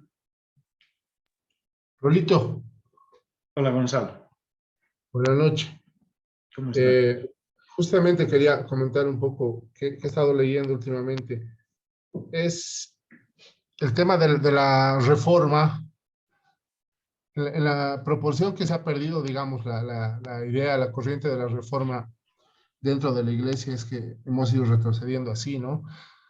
Por ejemplo, me he enterado que en el método científico, en la invención del método científico ha habido gente reformada. Premios Nobel de física, por ejemplo, han ganado en su mayoría gente reformada. Entonces, definitivamente estamos, creo, un poco o mucho más atrás incluso de lo que podríamos esperar, ¿no? De repente por ahí empezar por el tema del estudio de las escrituras para realmente a partir de ahí tener el enfoque hacia todo lado, en lugar de querer cambiar ya lo que conocemos, ¿no? Sobre filosofía, medicina, literatura, etcétera, etcétera. Me imagino que primero tenemos que gatear y aprender a gatear para empezar a caminar y luego correr, ¿no? No ir directo a atacar lo que ya está tan enraizado. Ya, estoy de acuerdo en parte. O sea, es cierto, pero no tienen tiempo de gatear. Estamos en guerra. Por eso hay que leer 50 libros, ¿me entiendes? Por eso hay que conocer la escritura ya. Por eso no es suficiente el domingo o la célula para aprender un versículo. Hay que conectar primero en la escritura todo, ¿no? Conocer bien la escritura ya, ahorita. Porque mínimo, si no alcanzamos a que acabe nuestra vida a hacer algo, por lo menos hemos logrado lo suficiente para darle a la siguiente generación. A la siguiente generación. Porque si no, vamos a decir, sí, qué lindo. Y yo te aseguro, Gonzalo, que nos vamos a distraer en teología. Ahí se ha quedado un grupo de cristianos. O sea, hay un grupo que no conoce la Biblia, no conoce nada. Hay otro que es el grupo de los reformados que estudian las escrituras, son teólogos y se están entusiasmando. Y su todo es lo mismo, la salvación del alma, pero en tomo grande. Pero es el mismo tema nomás. Y se entusiasman con eso. Y se quedan ahí. Igual no te van a hablar de política, de economía, de fósiles, de nada más. Necesitamos ya, ahorita comprender la escritura, conocer bien la escritura, porque es la verdad fundacional. Eso sí, no se puede evadir eso, pero tenemos que hacerlo ya y darle doble esfuerzo, doble esfuerzo, doble esfuerzo. Por eso Pablo dice, golpeo mi cuerpo y lo pongo en servidumbre, golpeo mi cuerpo y lo pongo en servidumbre. O sea, si no has tenido la oportunidad de memorizar, digamos, la escritura, les digo a todos, ¿no? No han tenido la oportunidad de comprender las historias, de conocer las historias, quizás es un poco más difícil ahora que relacionen cosas, que conecten cosas. O sea, cuando yo veo una noticia, pum, me salen unos versículos conectados, pero no porque el versículo dice lo mismo que el noticioso, sino como cosmovisión, pues. Hay unos elementos, unas temáticas que Isaías tocó que se parecen a temáticas que están sonando ahorita, digamos. ¿Me comprenden? Porque conoces la escritura y ya las has aprendido a conectar. Aquí has hecho ya las conexiones. Todo ya está conectado, esto con esto, mira esto. Has vivido con eso y entonces ahora llega el momento en edificar pues sobre eso. Ahora, ¿nos alcanza la vida para hacer las dos cosas? Por lo menos edificar un poquito para darle a la siguiente generación, por lo menos. Pero necesitamos esforzarnos el doble, el triple de lo que hacemos. Por eso les he tirado el palazo la otra vez de las hormigas, que somos unos vagos, unos perezosos. Para otras cosas sí somos mandados a hacer, pero para esto, para la visión cristiana, para el todo, implica esfuerzo, implica trabajo. Pero es un trabajo que en tu mente te vas a dar cuenta, está bien recompensado. Tenemos que hacerlo, pero ya. Estoy de acuerdo que no pueden ir directamente a querer verdad derivada, empezar a hablar de filosofía, de política, y no tienen base. Eso, hay iglesias que hacen eso, ¿no? Iglesias pentecostales que tienen medios de comunicación, que se ponen a hablar de diferentes temas, pero no tienen nada. En su base no hay verdad fundacional de la escritura, no tienen nada. Y entonces ¿de qué van a hablar? Cuando hablen de los fósiles, igual van a hablar de la evolución. Es lo que está pasando. Iglesias, en iglesias. Cuando se hable de política, igual van a hablar del estatismo y de la democracia, de la Revolución Francesa, van a hablar bien. ¿Por qué? Porque no tienen base. Entonces están edificando sobre arena, pues. Entonces no es verdad derivada lo que están sacando, es pura basura. Sí es necesaria esa base y es urgente esa base. Tenemos que llenar esa base urgente, ese vacío urgente. Pero se dan cuenta que es con miras a, justamente, con miras a llenarlo todo. Porque si hablamos de la escritura, sí, vamos a entonces meter estudios bíblicos cada día, pero con miras a que el botecito que se llama salvación del alma llegue al otro lado, entonces es lo mismo nomás. Puede ser exactamente lo mismo. Tiene que ser con miras. Ya, vamos a aprender Génesis. Primero, lean toda la escritura. Vamos a aprender Génesis y a medida que aprendamos la teología del Génesis, que representa el sacrificio de Isaac, etcétera, también aprendemos pues en Génesis vamos a hablar de la teoría de la evolución en el capítulo 1, cómo se contrapone la teoría de la evolución con Génesis 1. ¿Qué elementos pueden haber de contacto o no hay nada? ¿O es una visión totalmente pagana la teoría de la evolución? Y Génesis 1 es lo que Dios ha dicho. ¿Cómo se entiende? Podemos debatir y hablar al mismo tiempo, podemos hacer las dos cosas, sí, pero mínimo, lean toda la escritura. Conecten las historias. Que cuando yo hable de Rahab, sepan de quién estoy hablando. Que cuando yo diga Jezabel, no la confundan con, no sé, con Shakira, o no digan Shakira es Jezabel, que conecten primero en la escritura, después van a decir qué tan Jezabel es Shakira, pero por el momento en la escritura hagan las conexiones, pero ya debería estar eso, ya debería estar hecho eso, para hablar de todos los otros temas que hemos visto. Una segunda pregunta, ¿quién tiene?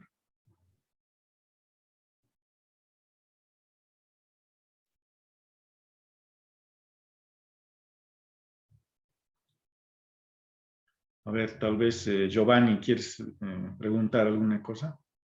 Profe querido, sí, la anterior vez me encantó igual la otra charla acerca de lo de catalogar y lo que es dominar para el hombre y no me ha salido de mi cabeza, digamos, eso. Nosotros, luego de tanto avance, voy a ser específico en la parte de la música, luego de que han habido tanto dominio que hemos soltado durante tanto tiempo, lo hablo como todos los cristianos, ¿podemos redominar? O sea, ¿qué deberíamos hacer? ¿Recatalogar según los principios de Dios? ¿Qué deberíamos hacer nosotros?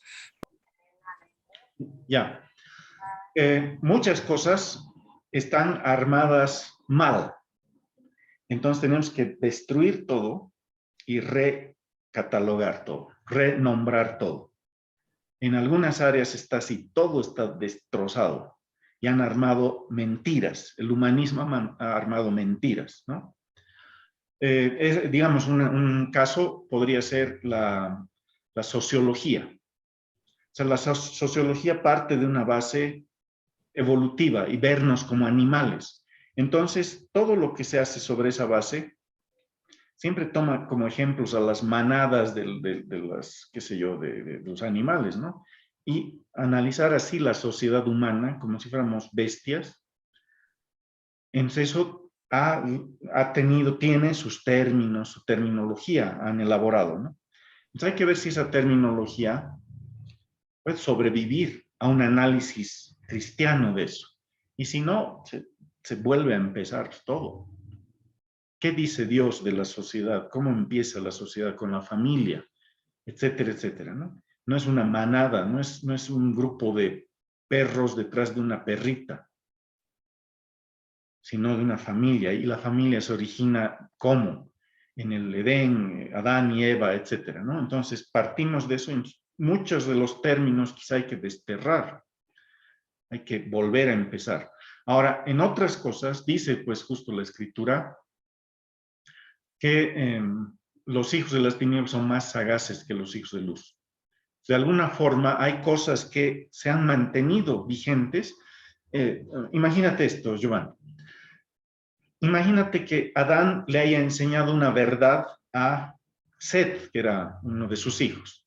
Y Set le enseña a su hijo y a su hijo y a su hijo. Y con el tiempo, digamos, un poco se ha ido, ya no es tan fina esa idea inicial, se ha ido ensuciando, pero llega algo, digamos, a la época de Noé, hasta Noé.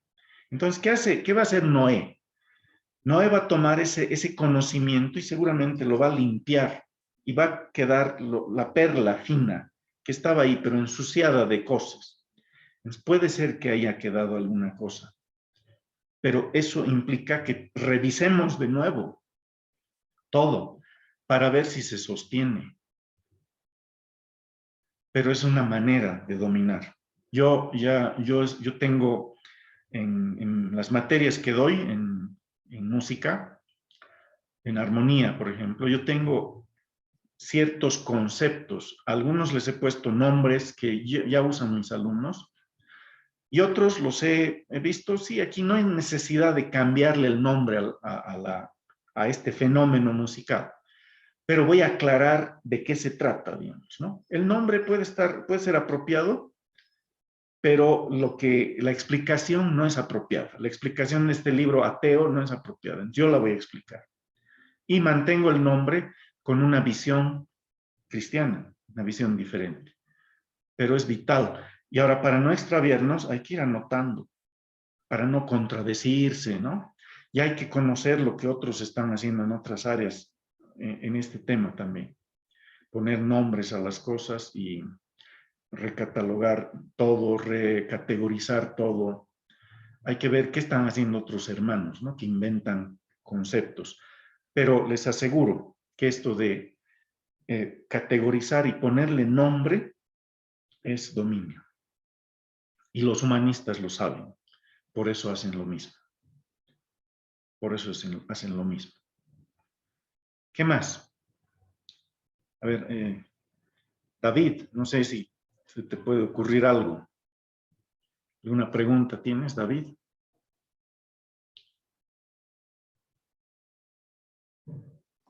Profesor, buenas noches. Gusto saludarlo de tanto tiempo. Profe, no, todo bien hasta el momento. He estado poniendo atención a la charla y bueno, tengo algunas preguntas, pero me gustaría de pronto, ¿cómo le digo, sistematizar eso y por privado de pronto le podría escribir. Ya, está bien, no hay problema. No sé si alguien más, Daniel, si se te ocurre algo. Daniel.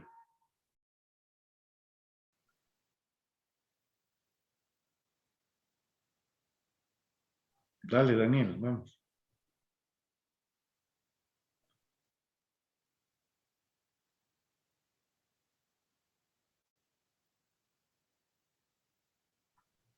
Ya, creo que, bueno, no se anima Daniel o no funciona su micrófono, no sé. Humberto, tal vez tú tengas alguna pregunta. Anímense, también Buenas esto noches. es dominio. Hola Ronaldo, buenas noches. Hola, Humberto, claro. Con respecto de lo que hablabas, por ejemplo, de quedarnos en el aspecto teológico, yo sí me ha fascinado bastante la teología. Entonces, pero me he hecho de cuenta, ¿sabes? Que seguía nomás en un barquito, digamos, más elegante, Sí. ¿no? Seguía en el barquito, un barquito más elegante, más sofisticado, digamos, pero ahí mismo, ¿no? Ahora, estos últimos tiempos, con respecto al arte, yo toco el piano, tú sabes, no he podido encontrar un equilibrio en mi formación, digamos, en el estudio de las escrituras y del piano, o sea, el tiempo ya no da, ¿no? Y eso que tampoco, digamos, me levanto muy tarde ni me duermo muy tarde, ¿no? Entonces, trato de dormir lo necesario, pese a eso, no, o bien estoy concentrado en mi estudio de la Biblia y dejo mi parte musical, o me concentro en la parte musical y dejo de lado, entonces no estoy pudiendo equilibrar, ¿no? Entonces, este último tiempo he dejado bastante el piano, pero no sé cómo tú has podido encontrar un equilibrio, o es hasta que, digamos, me establezca en la parte bíblica y luego ya retomar el piano, no sé. Ya, No sé cómo podría ser. esto parte justamente de una fragmentación, la fragmentación gnóstica que hemos mencionado otras veces, ¿no? O sea, como que estoy estudiando la Biblia, entonces ahí me siento cristiano. El rato de tocar el piano, probablemente, no, medio que estoy abandonando la Biblia. Pero no estás abandonando la Biblia cuando estás tocando el piano. Entenderemos así, la escritura es la verdad fundacional y sobre eso edificamos verdades derivadas. El tocar el piano implica principios cristianos. Ahora, ¿cómo conectamos esos principios con la escritura?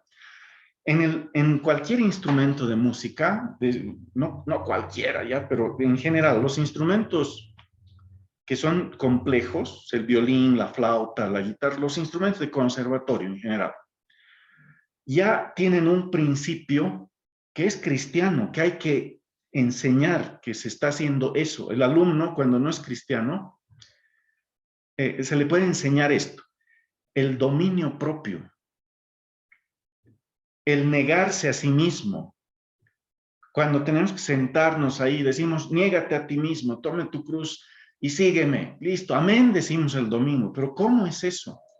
Entonces, cuando yo quiero glorificar a Dios y estoy haciendo una composición para el Señor, para glorificar a Dios, tengo que negarme a mí mismo porque no quiero componer a veces, pero me siento y tengo que componer.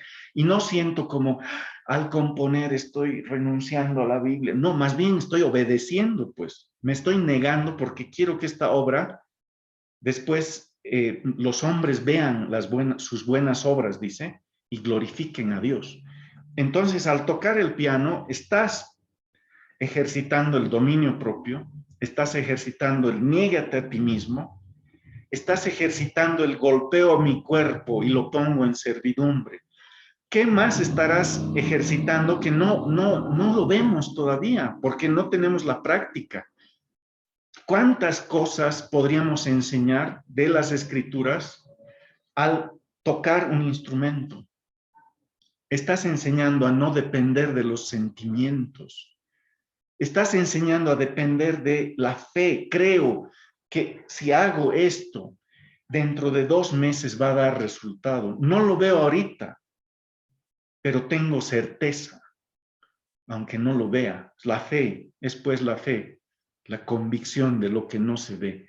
Estamos enseñando eso. Está rodeado el estudiar un instrumento de estos principios cristianos. Entonces, cuando tenemos alumnos que no son cristianos, yo les hago hacer alguna cosa y después les muestro, ¿saben qué? Eso que están haciendo no puede provenir del hinduismo, no puede provenir del budismo que te enseña a ser un vago, que estés ahí en flor de loto esperando que perder la conciencia.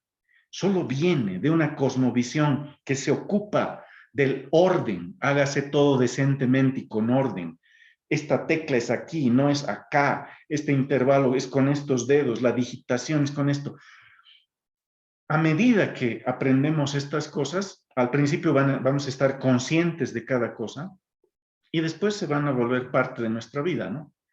Ya estamos viviendo los principios cristianos al tocar el instrumento sin saberlo. O sea, sin estar conscientes, quiero decir, porque ya hemos concientizado antes, ya hemos detectado qué principios estoy utilizando el momento de estudiar, el momento de organizar mi estudio, el momento de anotar, de tener mi tabla de errores para anotarme, ¿no? De tener mis horas de práctica, etcétera, etcétera.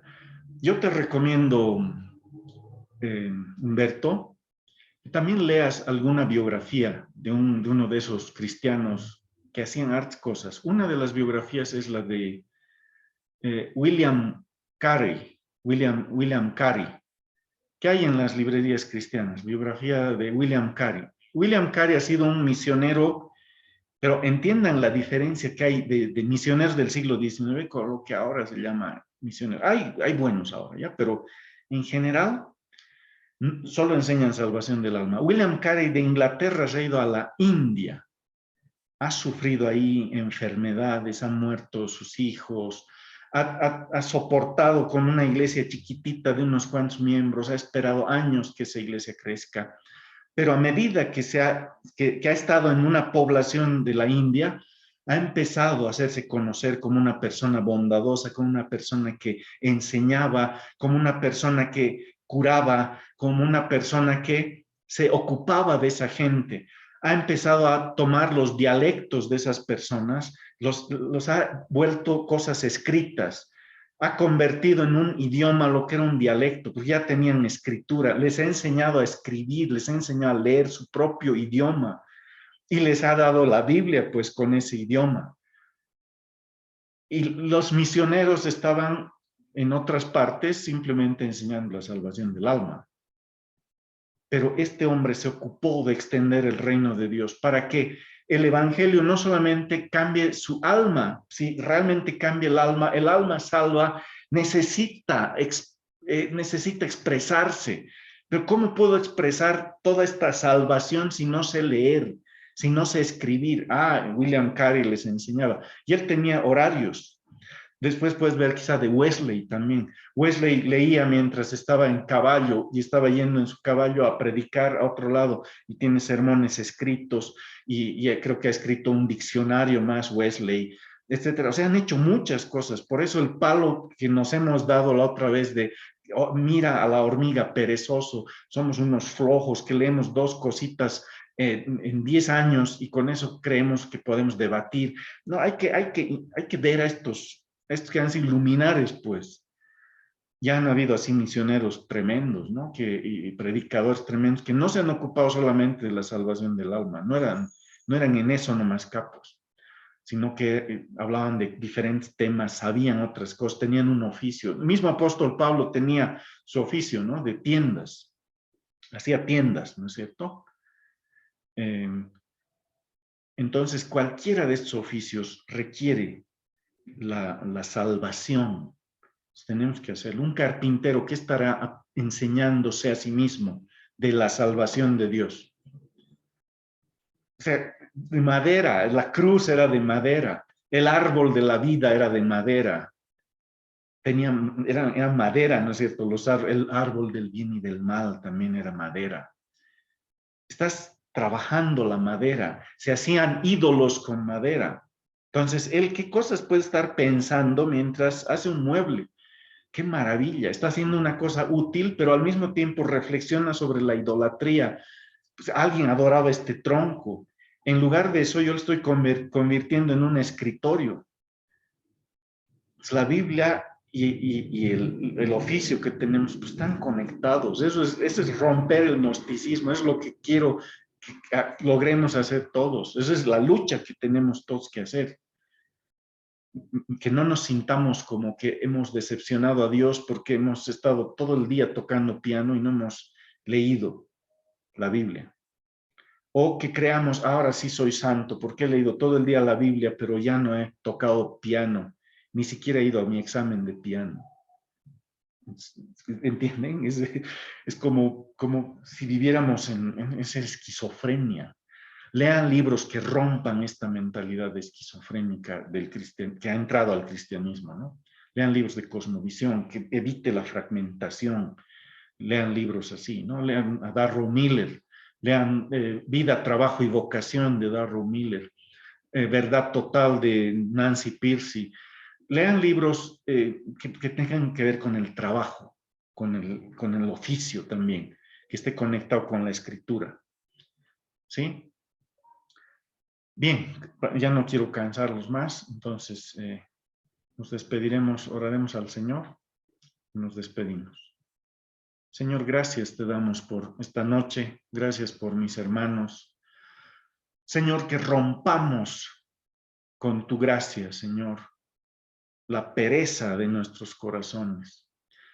Señor, que podamos ver globalmente la gran historia que tú has contado en las Escrituras, la gran historia del Creador, la gran historia del Salvador, porque hemos caído, hemos pecado, Señor, la gran historia de nuestro Redentor, la gran historia de la reconciliación de todas las cosas, de toda la creación con Dios, con el Señor. La gran historia, Señor, de la justicia de Dios, que se refleja en la justicia aquí en la tierra también.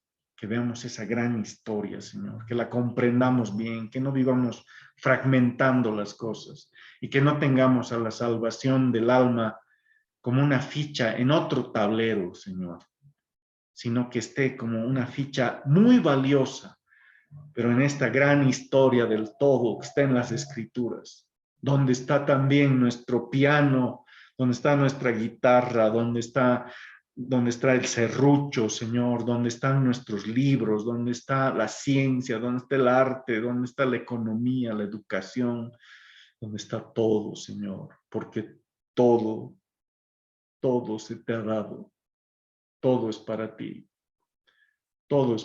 Señor. No hay nada del conocimiento humano que esté fuera, nada, Señor, que esté fuera de ti.